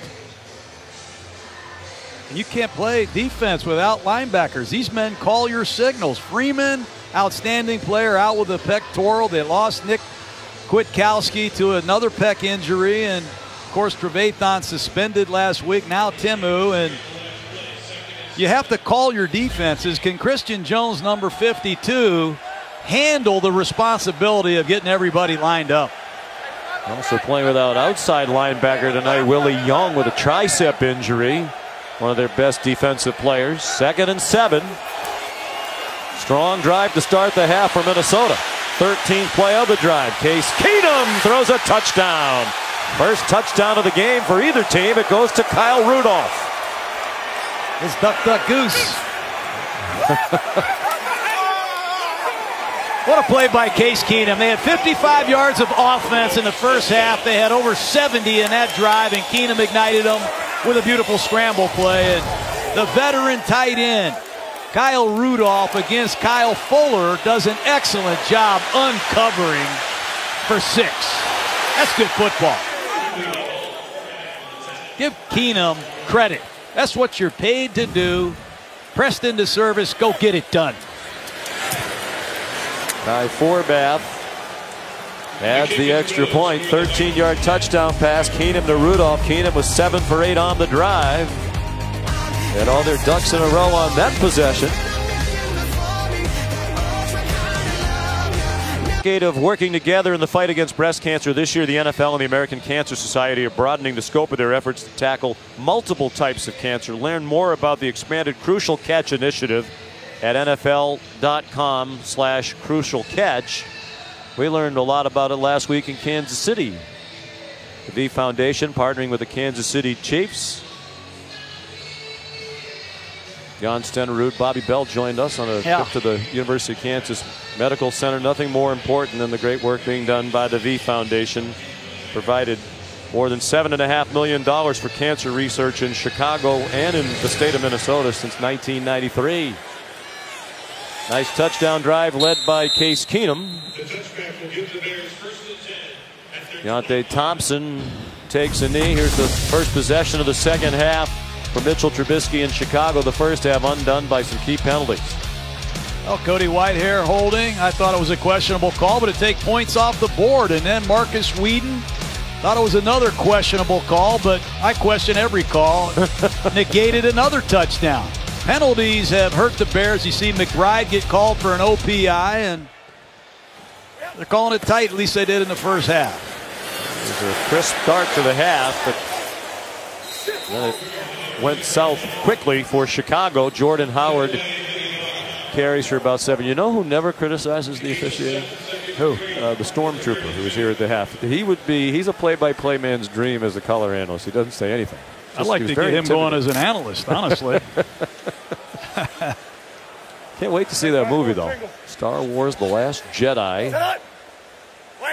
in December. On December 15th. Jordan Howard picks up the first down and much more. Powerful run by the second-year man out of Indiana. Went there after UAB dropped football. He played for 2 years at UAB and 1 for the Hoosiers. Just watch the patience. It's that zone stretch play off the right side. Patiently finding his hole and then getting that big body north and south so he could finish the run. I like Howard. He owns the Minnesota Vikings. At least he did last year. Former 5th-round pick. This is the second rookie running back to be named to the Pro Bowl in Bears history, but he had 2 big games against the Vikings last year. Gale Sears was the first. There's a throw on target by Trubisky to Kendall Wright, who's having a good night. When we asked Dowell Loggins, is there anybody on this receiver group who could emerge? He said Kendall Wright, who he coached in Tennessee. Play action pass. You see the linebackers step up. It vacates the zone, and Mitchell Trubisky, quick release. Accurate passer, good work. 13-yard gain. Chicago offense still trying to score its first points with Trubisky at the helm in his debut. Howard had to leap over his own blocker. Did well to get a few. Anthony Barr credited with the tackle along the near sideline. I like Andrew Sendejo, the safety of the Vikings. Everybody talks about the Pro Bowlers and Harrison Smith, rightfully so, but this is what you call a stinger, a strong safety blitz. And you force the ball back inside to your help, and man, they got a lot of help looking for work on this defense. But what a story he is. He comes from nowhere.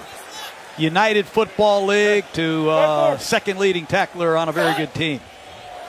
Undrafted out of Rice, played in the UFL for Denny Green, the former Vikings coach, who was the head coach of Sacramento's Mountain Lions. Is that inbounds? The officials looking at each other, and they're going to call it a catch for Marcus Wheaton. His first catch as a Chicago Bear. Hey, listen to this crowd. I've been waiting for Wheaton. That'll be challenged.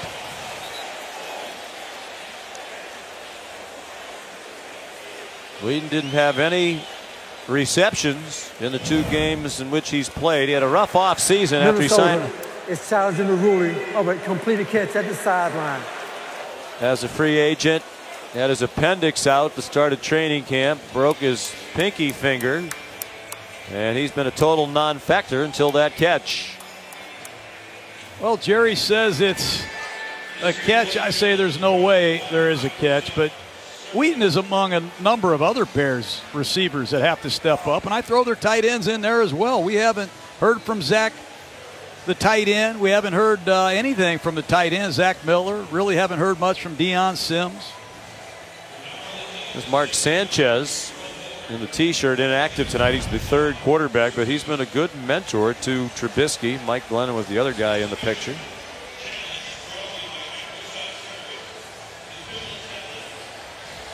Close call. I just don't see 2 feet. Nice catch. If I were Dow Loggins, I'd be thinking about another play.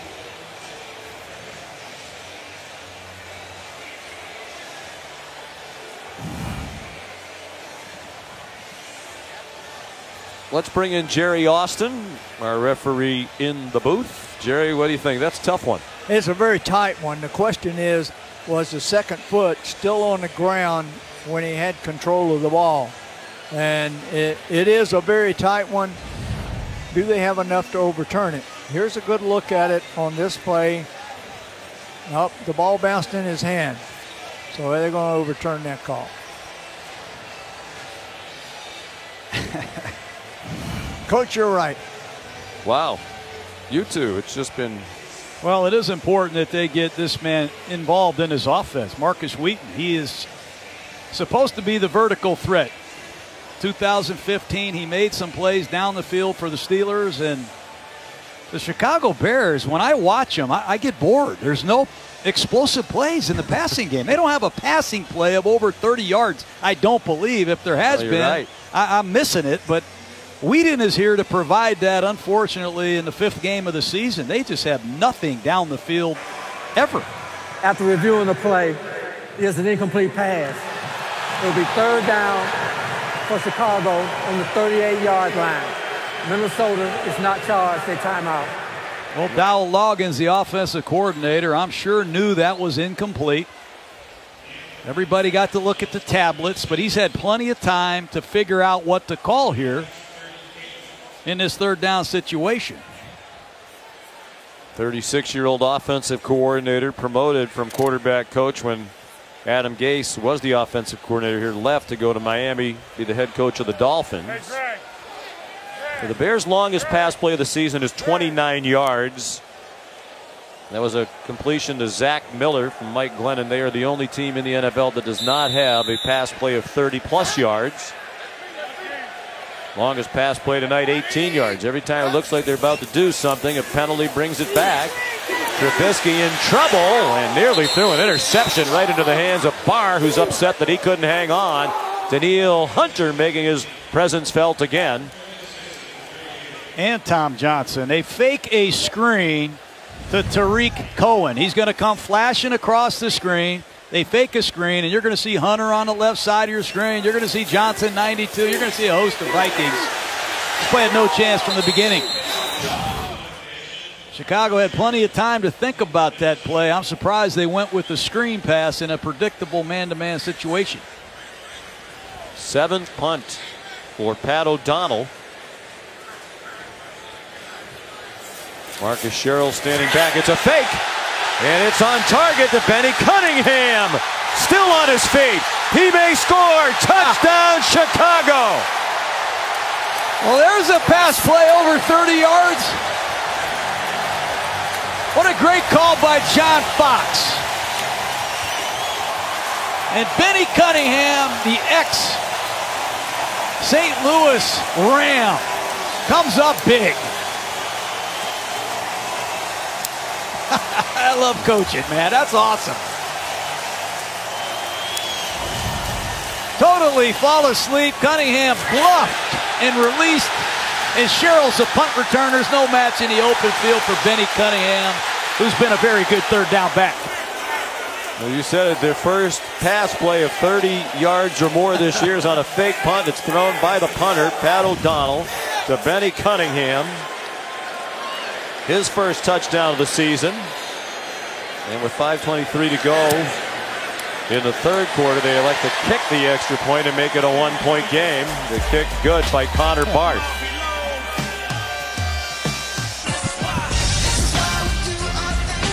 Gutsy call by John Fox. He elected to go for one after their first touchdown of the night. Used to be a publicity stunt for young rapper Courtney Rose, but when he wins the election for mayor of his hometown, the work and the fun begin. The Mayor, Tuesdays on ABC.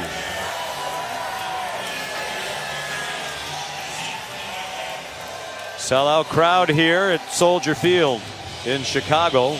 Every game here sold out since 1984. That is a streak of 280 straight sellouts. Capacity here just over 61,000. Turned into an entertaining game. Safety and a field goal in the first half. Now each team has scored a touchdown in its opening possession of the second half. Jerick McKinnon brought back the Barth. Kickoff and lost the ball. And the Bears have it along the sideline. Were they in bounds? The officials are going to talk about that. McKinnon had never fumbled in his career prior to last week. He lost his first fumble in 444 touches in his fourth year.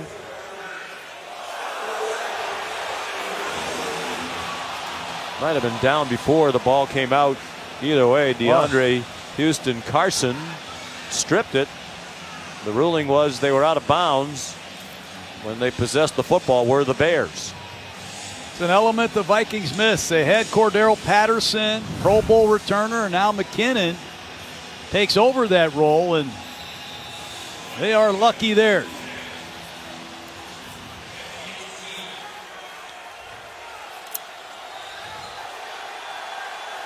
Shortage of linebackers. Christian Jones, the only inside linebacker left, number 52. Can he run the show?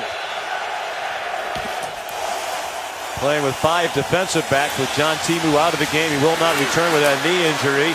Latavius Murray on first down gets 12. And a very late flag thrown. As a matter of fact, there are a couple of flags down at the end of the play.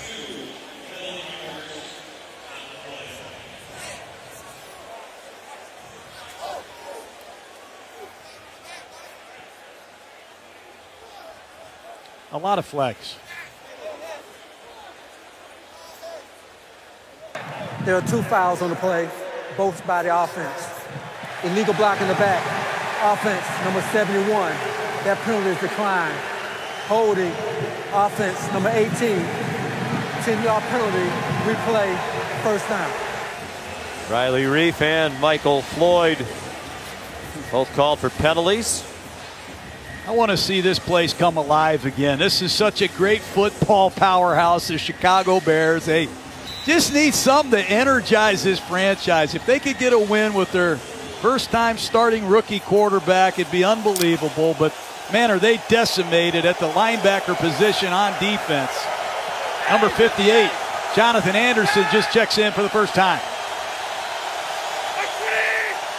Third-year man out of TCU. His only snaps at Green Bay last week were on special teams. Latavius Murray for very little. He ran into Akeem Hicks. Not hard to find Akeem Hicks. Got a big contract in the offseason. He was awesome in the opener against the Atlanta Falcons. Had 2 sacks. Aggravated his foot, but he's come alive here again tonight. He's the centerpiece of this defense. Now to the University of Regina in Canada. Started his career at LSU. Left LSU. Was working for a while at a call center. When he got a call from the coaches in Canada to come up there. Nice catch. Is he in bounds? Yes, Michael Floyd with his first catch as a Minnesota Viking. John Fox wants the call. He wants offensive pass interference. They called it on the Bears in the first half. Did Floyd push off? I think it's a good no call. And if they can get Floyd back to where he was as an Arizona Cardinal, they have quite a group of receivers. Jerick McKinnon. Up tempo. Look at Case Keenum. They're doing a nice job mixing the tempo against these linebackers that can't communicate. Great job by the Vikings. And the toss to McKinnon. Good blocking. McKinnon on his way. Amukamara couldn't get him. Fuller is too late. Touchdown, Minnesota. That's great coaching by Pat Shurmur and the Vikings offensive staff. They have linebackers in the game that can't get lined up and communicate. They go with a quick count, and before Chicago is set, it's over. It's tough. These linebackers have to communicate. 52 Jones, 58 Anderson, clearly confused. It's a bad run fit, and off goes McKinnon for the longest touchdown of his career.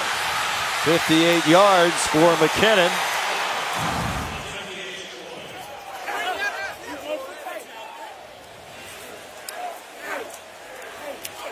And now Forbath with the extra point, and it is good. Still a one-possession game, 8 points, 3.5 minutes to go, third quarter. The action picking up in Chicago.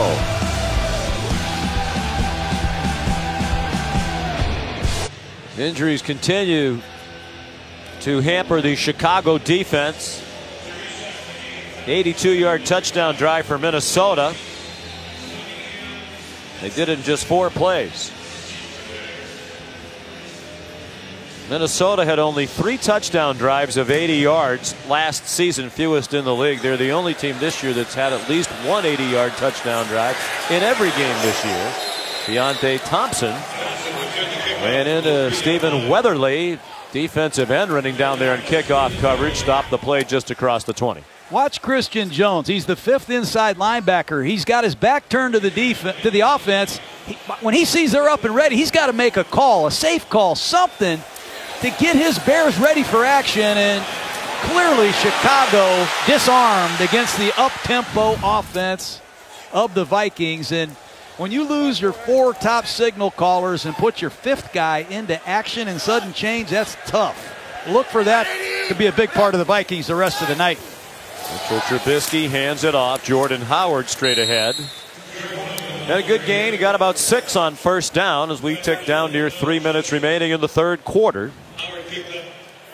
I look out there, I see Xavier Rhodes, the Pro Bowl corner of the Vikings. And every week he shuts down the number 1 receiver. I see him go after Mike Evans one week. You'll see him go after Golden Tate. And tonight he's probably wondering, which of these Bear receivers do I go get? Marcus Wheaton has no catches. And Wheaton's probably wondering, why do I got to see this man? Trubisky with a problem. Has recovered nicely. Now can he make a play? The play is to throw it away. And caught by Kyle Rudolph on the Minnesota sideline. Flag down in the offensive backfield. These shotgun snaps have been a problem for Cody Whitehair. Illegal use of hands, hands to the face. Defense, number 98. 5-yard penalty, automatic first down. Linval Joseph called for the penalty. You know, Whitehair played left tackle at Kansas State. He comes to the Bears, and he's a guard. Then he's a center. And earlier this season, in the first 4 games, I saw Whitehair play right guard, left guard, and center. And the shotgun operation has been a little bit off in every game. Luckily, the Bears get a first down with the penalty. Whitehair was a 4-year starter at Kansas State, primarily a tackle. Jordan Howard stretches almost to another first down. They'll mark it across the 40-yard line, about a half-yard short. Well, I like the way he runs. Patient, and when he sees it, he's very decisive, and he knows how to get his pads north and south. And he's running hot right now. Here comes Chicago in a no-huddle offense. Howard was 3rd string at the start of last year. He wound up as the 2nd leading rusher in the league behind fellow rookie Ezekiel Elliott. He got just enough there for the first down, and now there is another injured Chicago Bear. It is Kyle Long. Oh boy, Kyle Long has just finally gotten healthy. Take a look at number 75.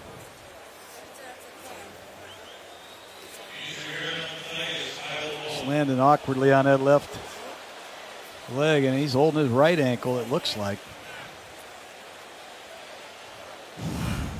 Had no continuity. The two tackles, Massey and Leno, have not missed a snap, but Long has struggled to stay healthy at right guard. The veteran Sitton has missed time at left guard and has hurt the development of their young center, Cody Whitehair. So now Tom Compton steps into the game, and Compton opened the season as the starter against the Atlanta Falcons, so he's got some experience, but a lot of injuries on this Bear team. Seems to be a common theme here. Hey, 5-4.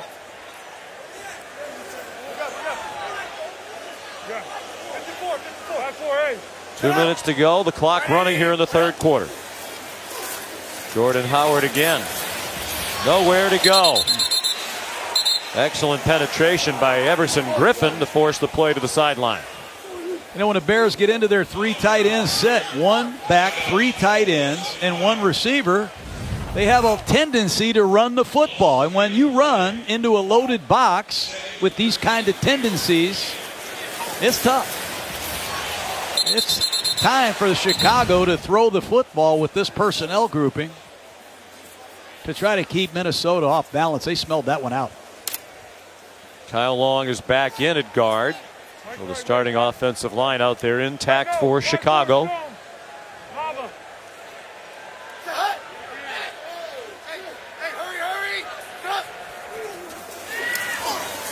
Pressure again on Trubisky, and the throw high for Zach Miller, who looked like he was a little confused as he was going in motion right before the snap. There was a lot of confusion there. And Trubisky has struggled here a little bit in the second half. But is there a receiver on this team that can get down the field and make a play in this Bears offense? McBride at the bottom of the screen. Wheaton at the top, and Kendall Wright is in the slot. Somebody's got to emerge in this receiving corps. Trubisky 1 for his last 10. 10 for 21 now for the game. Trubisky takes off running, has a long way to go, lunges for the marker, and it looks like they're going to mark him just short. Flag down. It's in the defensive backfield. Well, the official marking the ball took another little half step forward after stopping for a moment. Holding. Defense, number 26. 5-yard penalty after the run. Automatic first down. Well, that's an element that Trubisky brings to Chicago. Cunningham picks up the blitz. Off goes Trubisky, and watch Sendejo in hot pursuit. Trey Waynes, number 26, penalized. That's a big first down. And Trubisky and that athleticism show up big time. Well, when he first started playing youth football, coached by his dad, Dave, he was a running back. Remember, he had some memorable battles in Northeast Ohio against Kareem Hunt. They were the same age, played against each other for a lot of their childhoods. Kareem Hunt told us last week in Kansas City, Mitchell Trubisky was a terrific running back as a 10-year-old. Well, I don't have that film, but Trubisky brings an element to the Bears they haven't had. And Glennon was a pocket passer, and they had Matt Barkley playing last year. Cutler didn't take off as much as they would like, and that unscripted offense has Chicago set up for an exciting fourth quarter, but he's going to have to throw the ball and make some gains in the passing game. Well, they haven't scored a point on offense tonight, but perhaps a setup for some heroics for Trubisky in his debut as we go to the fourth quarter. Coming up on SportsCenter with SVP right after the game, John Gruden will join Louis Riddick, Steve Young, Charles Woodson. They'll all give their impressions of Mitchell Trubisky's first start. That and much more, including highlights of the Cubs' win not far from here in their playoff series against Washington today. Jordan Howard. Boy, plenty of Vikings there on the corner, but they couldn't stop him until he got within a yard of another first down for Chicago. 17-9, Minnesota leads as the fourth quarter begins. And it looked like Howard is coming out of this game in this critical short yardage situation, holding that right hand, and that's a difficult blow to Chicago in a short yardage situation. Will Trubisky sprint out to his right. They have used a lot of sprint out protection on third down tonight. And with the ball on the left hash, who knows? And Tariq Cohen is the running back. He's had a quiet night, and he is in trouble. Reverses his field and does not get back to the line of scrimmage. Another flag down on the play. Each team has been offside. Defense, number 97. 5-yard penalty resulting in a first down. Each team had been penalized 6 times prior to that one. That's the 7th against Minnesota, and a huge penalty that gives Chicago a first down. Take a look at Griffin on the left side of your screen. He's off early, and he's been known to get off early. I believe that's his third offsides this year. Cohen remains the running back. The 4th first down for Chicago tonight as a result of a Minnesota penalty.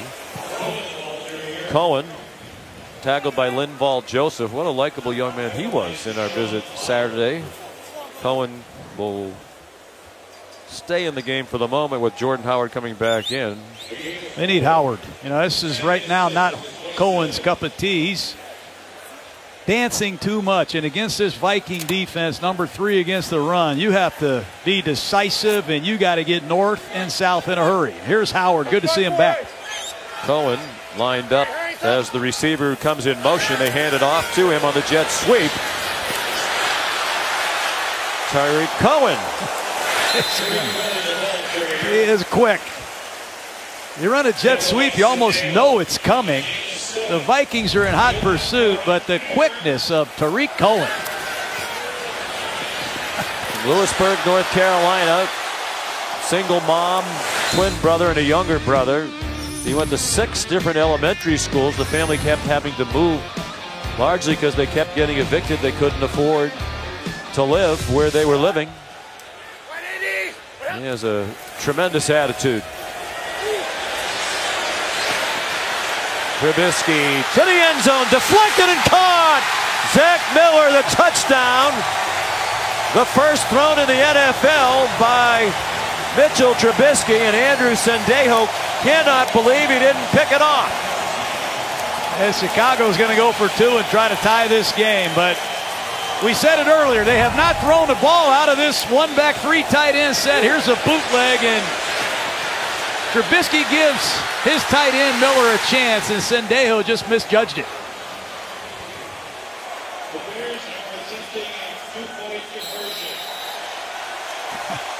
How about that for your first touchdown pass as an NFL quarterback?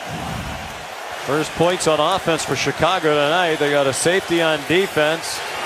Special teams touchdown on a fake punt. Now going for 2 for the tie, and some trickery. How about that play? It wound up getting pitched back to Trubisky to tie the game. I got to put that in my offense. I have not seen that play. Hand the ball to Jordan Howard. Hand the ball to Zach Miller. Pitch it to your rookie quarterback. Stay tuned.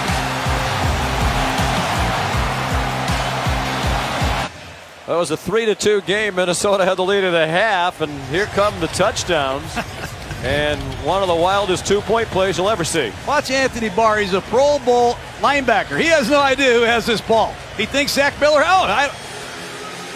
Val Loggins, the offensive coordinator, comes out of Arkansas, and they used to run crazy plays with Peyton Hillis and Darren McFadden and Felix Jones, and I think they just pulled one out of the hat right there. But Trubisky motioning his tight end to get open in the end zone on the touchdown pass, and then you got to remember those are the kind of plays you can call with an athletic quarterback like Mitch Trubisky. Great 2-point play. That's one attribute that he certainly has that Glennon does not. Mike Glennon not particularly mobile. McKinnon thought about running the kickoff out. and then stopped. So here comes Case Keenum, who's been excellent in relief of Sam Bradford, who played all but the last series of the first half. Keenum came in for the final seconds of the half. He's 12 out of 13 for 106 yards passing and a touchdown.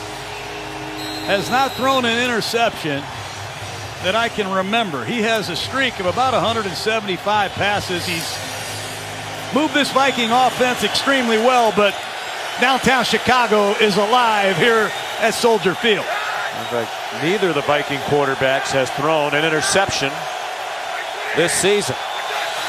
And the Bears do not have an interception on defense. Latavius Murray stopped short of the line of scrimmage. Akeem Hicks. Excuse me, Sean. You have to set the edge in the running game. And that's the one thing people did not think Floyd could do. They thought he was too light, didn't have the anchor strength, but he has had 2 sacks tonight. He's played excellent against the run. I like his progress.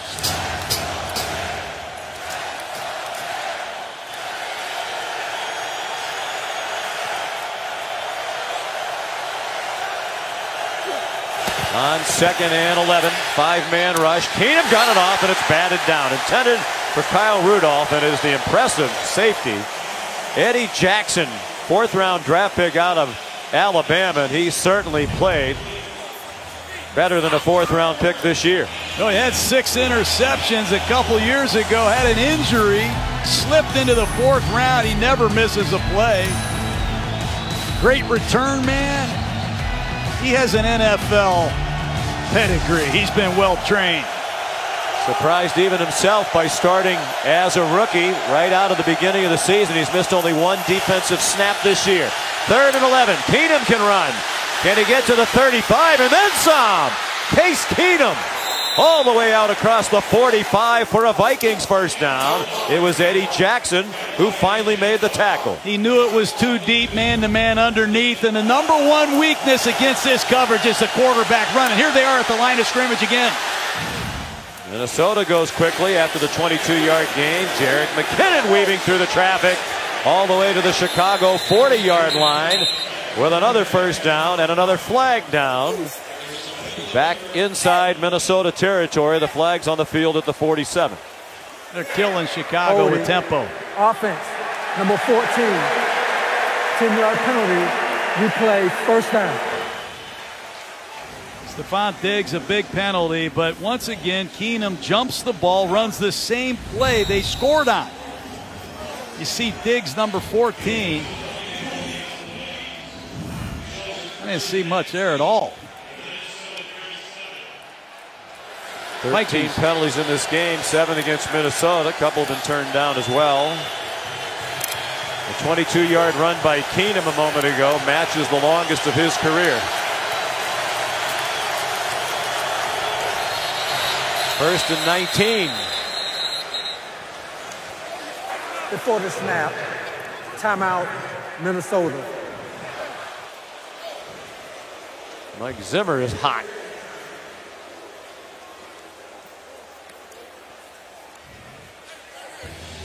It hasn't been a happy homecoming for Mike Zimmer here in recent years. Minnesota is 1-8 in their last 9 games against the Chicago team that struggled a lot over the years during that time. Mike Zimmer said last night that has nothing to do with this year. These are different players, different teams. But when you bring a team into a place where it historically has struggled, do you think it is in the minds of the players? Well, they got to find how to win on the road against a divisional team. I mean, you're going to struggle all the time on the road against your common opponents, but we said it earlier. They have Green Bay coming to town next week on a short week. The Bears are decimated. They should win this game, even though they're lacking Sam Bradford. Timeout, Chicago. They're first. This is a 30-second timeout. I go back to the tempo, Sean. They are going to go after the Bears because they've lost their top 4 signal callers at the linebacker position. These linebackers have to make all the calls up front. And does Christian Jones have the experience on the practice field, in the meeting room, doing that responsibility? I give him a lot of credit. We would have had to call some games off when I was coaching if I was down to my 5th signal caller. And the tempo is going to come back before you know it. They're going to test Jones and his ability to get his Bears lined up.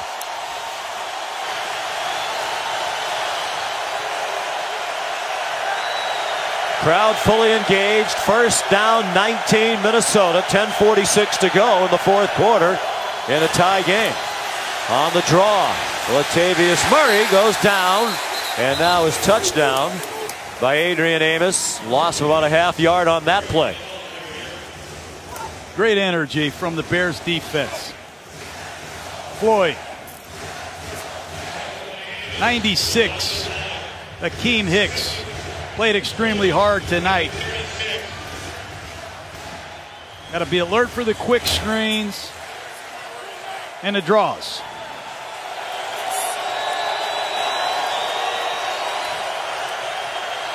McKinnon lined up behind Keenum. Ham, the fullback, on the field. They try to throw a screen to him. He dropped the ball. And Hicks read that like a book. He has a tip sheet. He said, watch the screens, watch the draw on 2nd and long. And 3rd down and long. I'd be very careful if I were the Minnesota Vikings with Leonard Floyd. He's at the top of the screen. He's gotten home twice tonight. And Mike Remmers at right tackle needs a little bit of help against number 94. That's the matchup that I'd be most concerned with if I were the Vikings.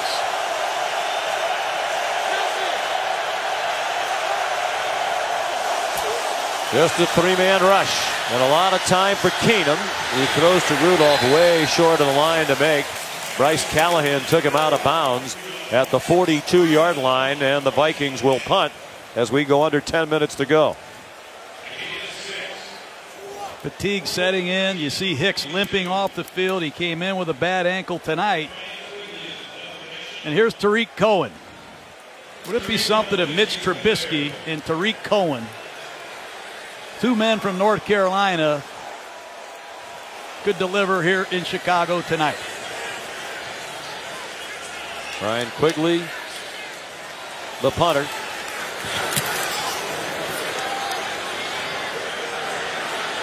Room for Cohen on the catch. He was a punt returner in college. So the big difference, returning punts in the NFL, John said, it looks like the ball is going out of the stadium when it's kicked by these NFL punters who are so good. 44-yard punt, 1-yard return. Tie game in the fourth quarter here in Chicago.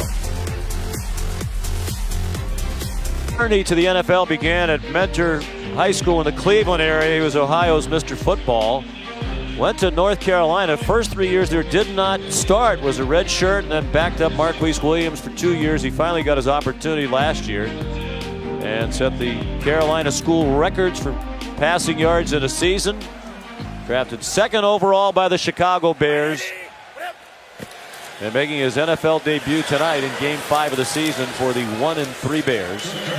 We're tied up with Minnesota at 17 as we approach 9 minutes to go in the fourth quarter. Mobility has been what he's featured tonight. Here's a bootleg earlier in the game. Good accurate throw. He can get out of trouble, make a play when there's nothing there. Another bootleg. He waves his veteran tight end to daylight. And then they ran a trick play I've never seen before. Here we are in the fourth. High formation with Tariq Cohen, the tailback, and the flag comes down as he was grabbed by the face mask by Tom Johnson, who was going to stuff him at the line of scrimmage. Excuse me, it's Jaleel Personal Johnson. Foul, tackled by the face mask. Defense, number 94. Playing in his first career game, rookie out of Iowa who had not played prior to tonight. Well, these defensive penalties killing the Vikings. Everson Griffin had a big penalty. Trey Waynes called for holding, and that's an obvious face mask against Johnson. There are 2 fouls on the play, one by his team. Holding, offense, number 71. Personal foul, tackling by the face mask. Defense, number 94. These fouls offset, replay, 2nd down. Go back to that tape you showed on Trubisky at North Carolina, Sean, his upbringing. What I admire about this kid the most is he never quit. A lot of guys transfer, they leave school, they want to go somewhere else. He hung in there with his teammates, and he waited his turn, and he delivered, and I credit him for that. Went to North Carolina because he wanted to play, and that up-tempo spread offense, similar to what he had run in high school. When he got his chance, he was prolific. Threw for 3,784 yards, 30 touchdowns last year, 304 completions, all of those Tar Heel records. But now he's got to match wits against Mike Zimmer and the most, I think, experienced defense in pro football. These Vikings have had such great continuity. They've played together, I think, more than any other group in the league. And for him to have an opportunity to go after the Vikings on Monday Night Football in the fourth quarter has me fired up. They're 3 out of 11 on third down tonight. This is 3rd and 3. High snap. Trubisky fielded it, and then Marcus Wheaton couldn't make the catch. Would have been a first down. Trey Waynes there to break it up for Minnesota. I credit Trey Waynes. Bad snap, threw the timing off. Again, Cody Whitehair struggling with the shotgun snap, and there's no separation on the outside from these Bears receivers. Well, there's Marcus Sherrills back to receive the punt. Each team scored a touchdown its first 2 possessions. Love this half. Now they're exchanging punts. There's O'Donnell, who threw a touchdown pass on a fake punt earlier. Boots it away. A bomb. Sherrills flags down. The whole crowd saw the illegal blocks against the Minnesota Vikings. Jermaine Brock doesn't agree, but about 61,000 officials in the stands think it was a good call. During the return, illegal block in the back. Receiving team, number 24. 10-yard penalty. First down, Minnesota. Big Timeout. shift in field position there with the penalty after the 59-yard punt by Pat O'Donnell. Tied at 17 midway through the fourth quarter in Chicago. The Walter Payton Man of the Year Award, presented by Nationwide, recognizes NFL players for their excellence on and off the field. Sam Acho was the Bears nominee for his work with Living Hope Ministries. He's done great work bringing medical aid to those in need in Nigeria. Tied at 17, first down Minnesota. Case Keenum on target. And Kyle Rudolph on the receiving end gets 7. Clearly the mobility of Case Keenum has been a big edge for the Vikings. Bradford unable to move around, and that's about the 3rd bootleg I've seen Minnesota use. But can this Chicago Bear defense create a turnover? They were famous for that under Lovie Smith. This crowd of Chicago Bears has just been unable to make an impact turnover play.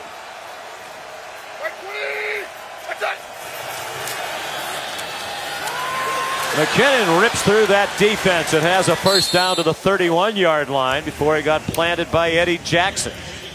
Run right off the left side and take a look. Anderson, 58, pressed into service. Bounced around on the second level.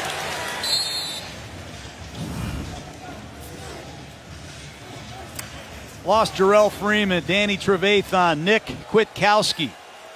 Timu gone in the first half. They are depleted, and it shows at the linebacker position. Jerick McKinnon again. Another quality gain. He's out to the 38-yard line, about 3 yards short of the first down.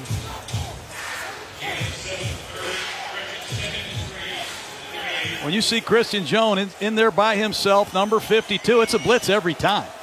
Again, they're catching the Bears, still trying to line up. McKinnon stopped just short of the first down by Jackson. Flag down on the play in the defensive backfield, way behind the line of scrimmage. The Vikings are indicating it is against Chicago. 12 men on the field. Defense. 5-yard penalty results in a first down. Set tempo. 3 times they have hammered Chicago. They get the penalty. They've had an explosive touchdown run. You see Eddie Goldman, 91, trying to get off, and Case Keenum showing his veteran experience right now, leading the Viking offense with a lot of different speeds.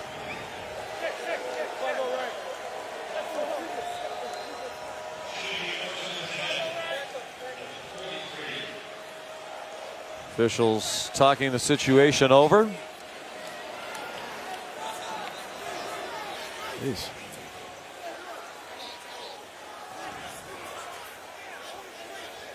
Jerry, you know what this is all about? I think the question the previous is, did Minnesota should be marked off from the previous spot, which is the 38-yard line.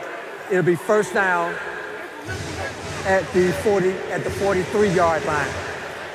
If there had been a substitution by Minnesota, then they're entitled on defense to make a substitution. But as they say here, it is the spot of enforcement that's under discussion. And we were told by Al Riveron that sometimes when they're watching back in New York, if they notice a mistake like that, they have the ability to communicate game management type situations to the officials on the field. That is correct. You want to get it right if at all possible. So the line of scrimmage is the 43. It's taken quite a bit of time to sort that out. And let's play ball. Yeah, let's go.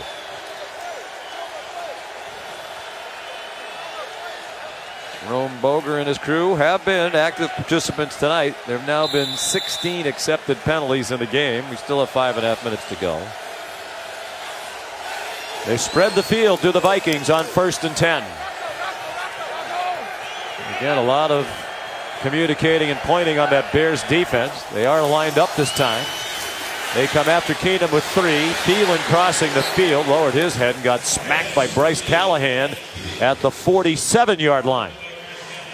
Thielen changing speeds inside and good pass protection when they need it the most. Officials timeout for an injured player. It's like Nick Easton, veteran offensive guard, cramping up. Third-year man out of Harvard. Starting left guard. It was a bit of a surprise when Mike Zimmer, Rick Spielman, the GM, let go of Alex Boone, the veteran guard, in training camp. But this offensive line, remade, has played very well at the start of the year. If you watch Minnesota play last year and then watch them play this year, there are 5 linemen that are new playing different positions. There's Jeremiah Searles. He'll have to check in. But they have had so much continuity in the first 5 games. I think they've all played together with the exception of 2 plays. That's uncommon for the Vikings. Especially after last year, the 8 different starting lineup combination. So only the Jets had more. Easton limps off. Coming into tonight, the starting 5 offensive linemen had played 99.7% of all the snaps. Yep. The center Elfline, the 2 tackles, Remmers and Reef, had played every snap. Easton and Joe Berger, the other guard, missed only 1. They spent $37 million in guaranteed money on the 2 free agent tackles. Remmers from Carolina, Riley Reef from Detroit. And it's paid off, and the rookie center Elfline has been solid as well. 2nd and 5, under 5 minutes to go in a tie game. Keenum on the play fake. Rudolph open, and he has another first down. Adrian Amos made the tackle. 1st and 10, Minnesota. Bootlegs.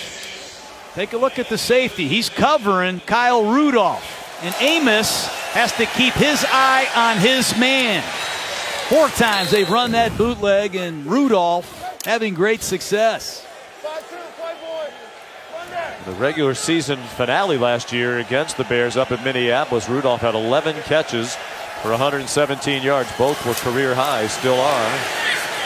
McKinnon yanked down to the line of scrimmage and will run under 4 minutes to go in regulation play. And does defensive coordinator Vic Fangio have the confidence in this remade Bear secondary to call a blitz? Backup quarterback is in the game. Mike Remmers struggling a bit at right tackle. Do you have the confidence to bring a blitz? Stephon Diggs is out of the football game. Apparently that groin injury, we saw him getting work on it earlier, has really hampered him tonight. Just 1 catch for Diggs for 4 yards. They bunched 3 receivers, including the tight end Rudolph to the left. McKinnon got stood up, still fighting. A hard-earned 2 yards. And here comes Diggs. Led the league in receiving yardage after 4 weeks. Has had huge games in his 3 previous outings against the Bears. And when they need him the most, is this when you call his number. Diggs against Fuller at the top of the screen. On 3rd down and 8, under 3 minutes to go. The Vikings not in field goal range right now for Kai Forbath. They're showing blitz, and they bring the pressure. Keenum with time, a wobbly pass. That's behind Kyle Rudolph. And Eddie Jackson, a rookie, 4th round pick from Alabama, in man coverage. And Fangio at crunch time comes with a blitz. Man-to-man coverage. Rudolph against Jackson.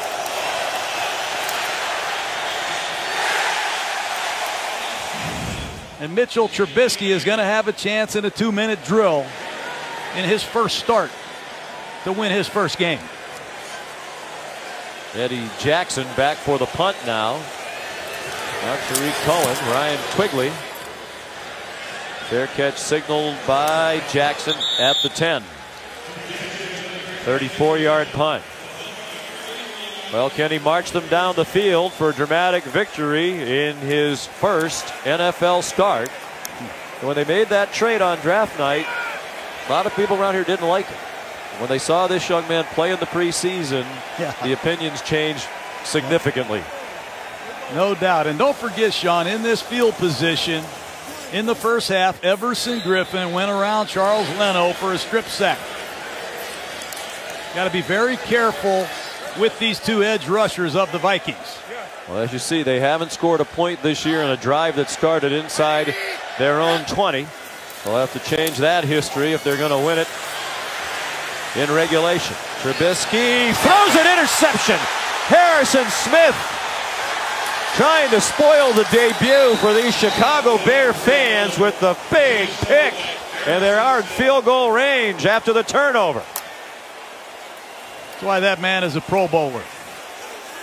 You scramble earlier, throw the touchdown pass against Sendejo, but Harrison Smith plasters to his man and makes a great interception.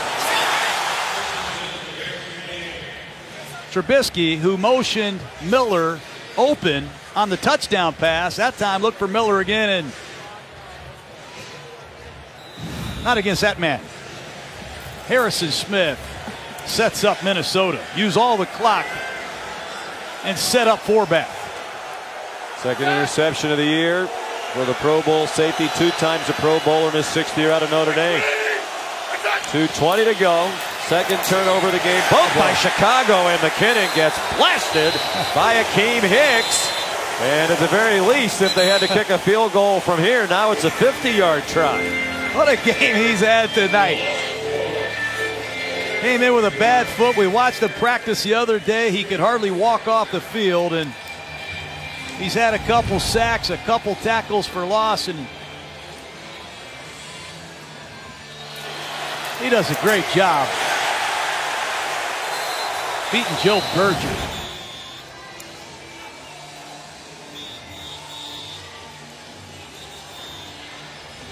The timeout with 2:16 to go.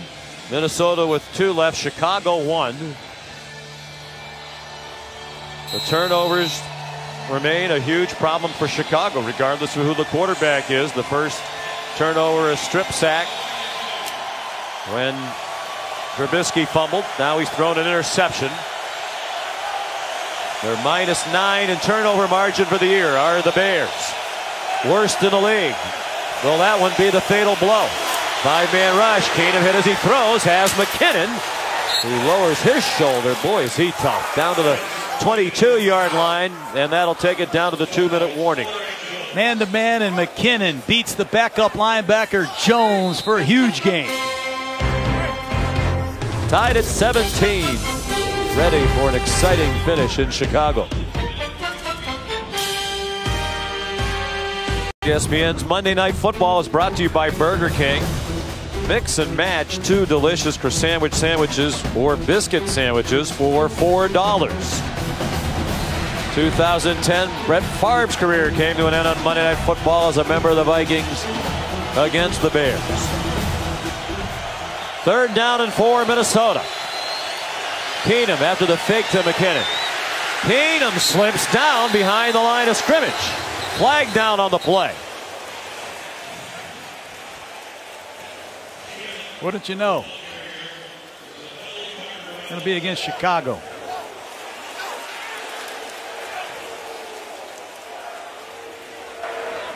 Holding. Defense, number 94. 5-yard penalty. Automatic. First down. They got Floyd. They run a bootleg. Take a look right side of your screen. Floyd working against Rudolph.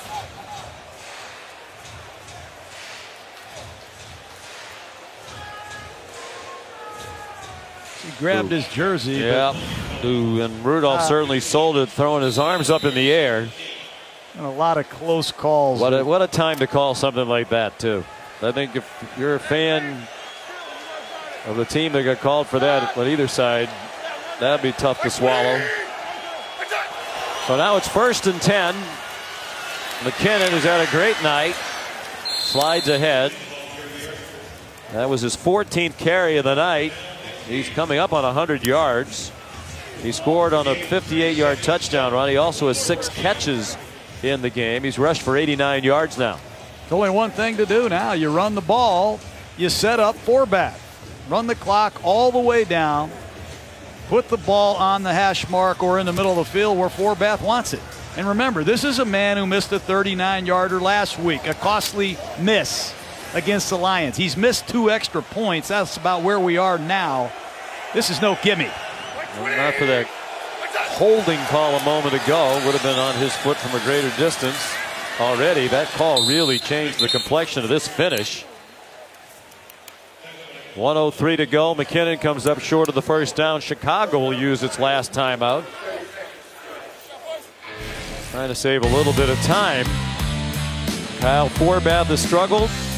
Missed an extra point each of the first 2 weeks of the season.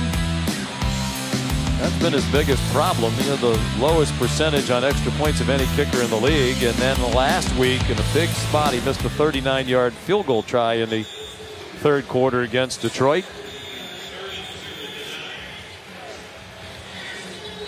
Bears got to stuff the run. They have struggled the last couple carries against McKinnon, who is running like a man possessed. What a job he has done. I did not see him having this big of a role as the feature back. I thought he'd be a feature in the passing game, but he has run hard and he has broken tackles all night. 3rd down and 2. McKinnon bounces and does not appear to have the first down, but it's basically chip shot field goal range and Chicago cannot stop it. 16 seconds difference between the game clock and the play clock.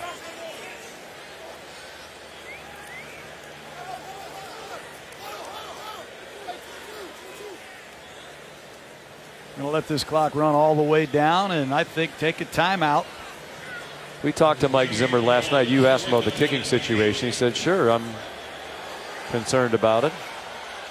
Well, they're lined up on 4th down and 1. I don't think they intend to snap the ball, do they? No. Tried to lure him off sides. No snap, no play. If you asked about the kicking situation, he said, sure, I'm concerned about it. But the reality is all the kickers who are out on the street right now really aren't good enough to take the place of the guy we have now. On the other side, Chicago brought in 2 kickers this week just to take a look at them. Connor Barth's situation in Chicago isn't that secure as the kicker either. Well, watch Coach Zimmer. I have been in this position. We had a couple seasons where our kickers struggled and I couldn't watch. I'll be honest. I had to go back by the water cooler to see if we made it or not. Forbath needs to hit this. He's an excellent field goal kicker. He needs to make this kick and likely get to win Minnesota the out of game. It will be a huge win. As John said, it's a big game for Minnesota. If he misses it, we're likely heading to overtime, and he might be heading for the exits. That kick is good, and the Vikings lead 20-17 with 12 seconds to go. Set up by the interception thrown by Trubisky, the pickoff by Harrison Smith. Just a great job by the Vikings as a football team, Sean. Case Keenum rescues the Vikings. Jerick McKinnon, the third halfback, rescues the Vikings. I even saw their new receiver, number 18, Michael Floyd, come in, make a play. They did not have a healthy Stephon Diggs. You don't have Dalvin Cook. You don't have Sam Bradford. And you find a way to come on the road and get a win. That's good coaching, and that's a lot of good stuff from this Vikings team. Struggled for much of the first half. Talked to Rick Spielman, the Vikings general manager, this morning. Said, you know, the loss of Dalvin Cook was a huge blow because his talent was obvious, the ability to give you an explosive play anytime he touches the ball. But he said, we all believe that we still have a good enough team here to be a playoff team and then some. And it's all about the turnover battle, Sean. We said it coming in here. The Bears were -7, last in the league. They're -2 tonight. And the interception by Trubisky is a backbreaker. There has not been a kickoff return for a touchdown in the league this year. Deontay Thompson goes down at the 28-yard line. 8 seconds to go, no timeouts for Chicago, and here's the big play of the game. No, he scrambles. You got to know who you're dealing with. And that man is Harrison Smith. He's a Pro Bowl safety. Trubisky is going to have growing pains. He's going to learn from this, but it's going to be painful at times. But I'm impressed with this young man. He competed. He put his team in a position to win, but unless there's a miracle, the Bears are 1-4. Plays called back. Hurt them particularly in the first half. Here come the laterals. And the tackle made by Trey Waynes, and that's the game. Minnesota wins for just the second time in its last 10 games in Chicago. SportsCenter coming up next. Stay tuned for the GMC postgame on SportsCenter. Final score, the Vikings 20, the Bears 17. For John Gruden, Lisa Salters, and our crew, Sean McDonough, saying good night from Chicago. Now to preview what you can expect to see on SportsCenter, here's Scott Van Pelt.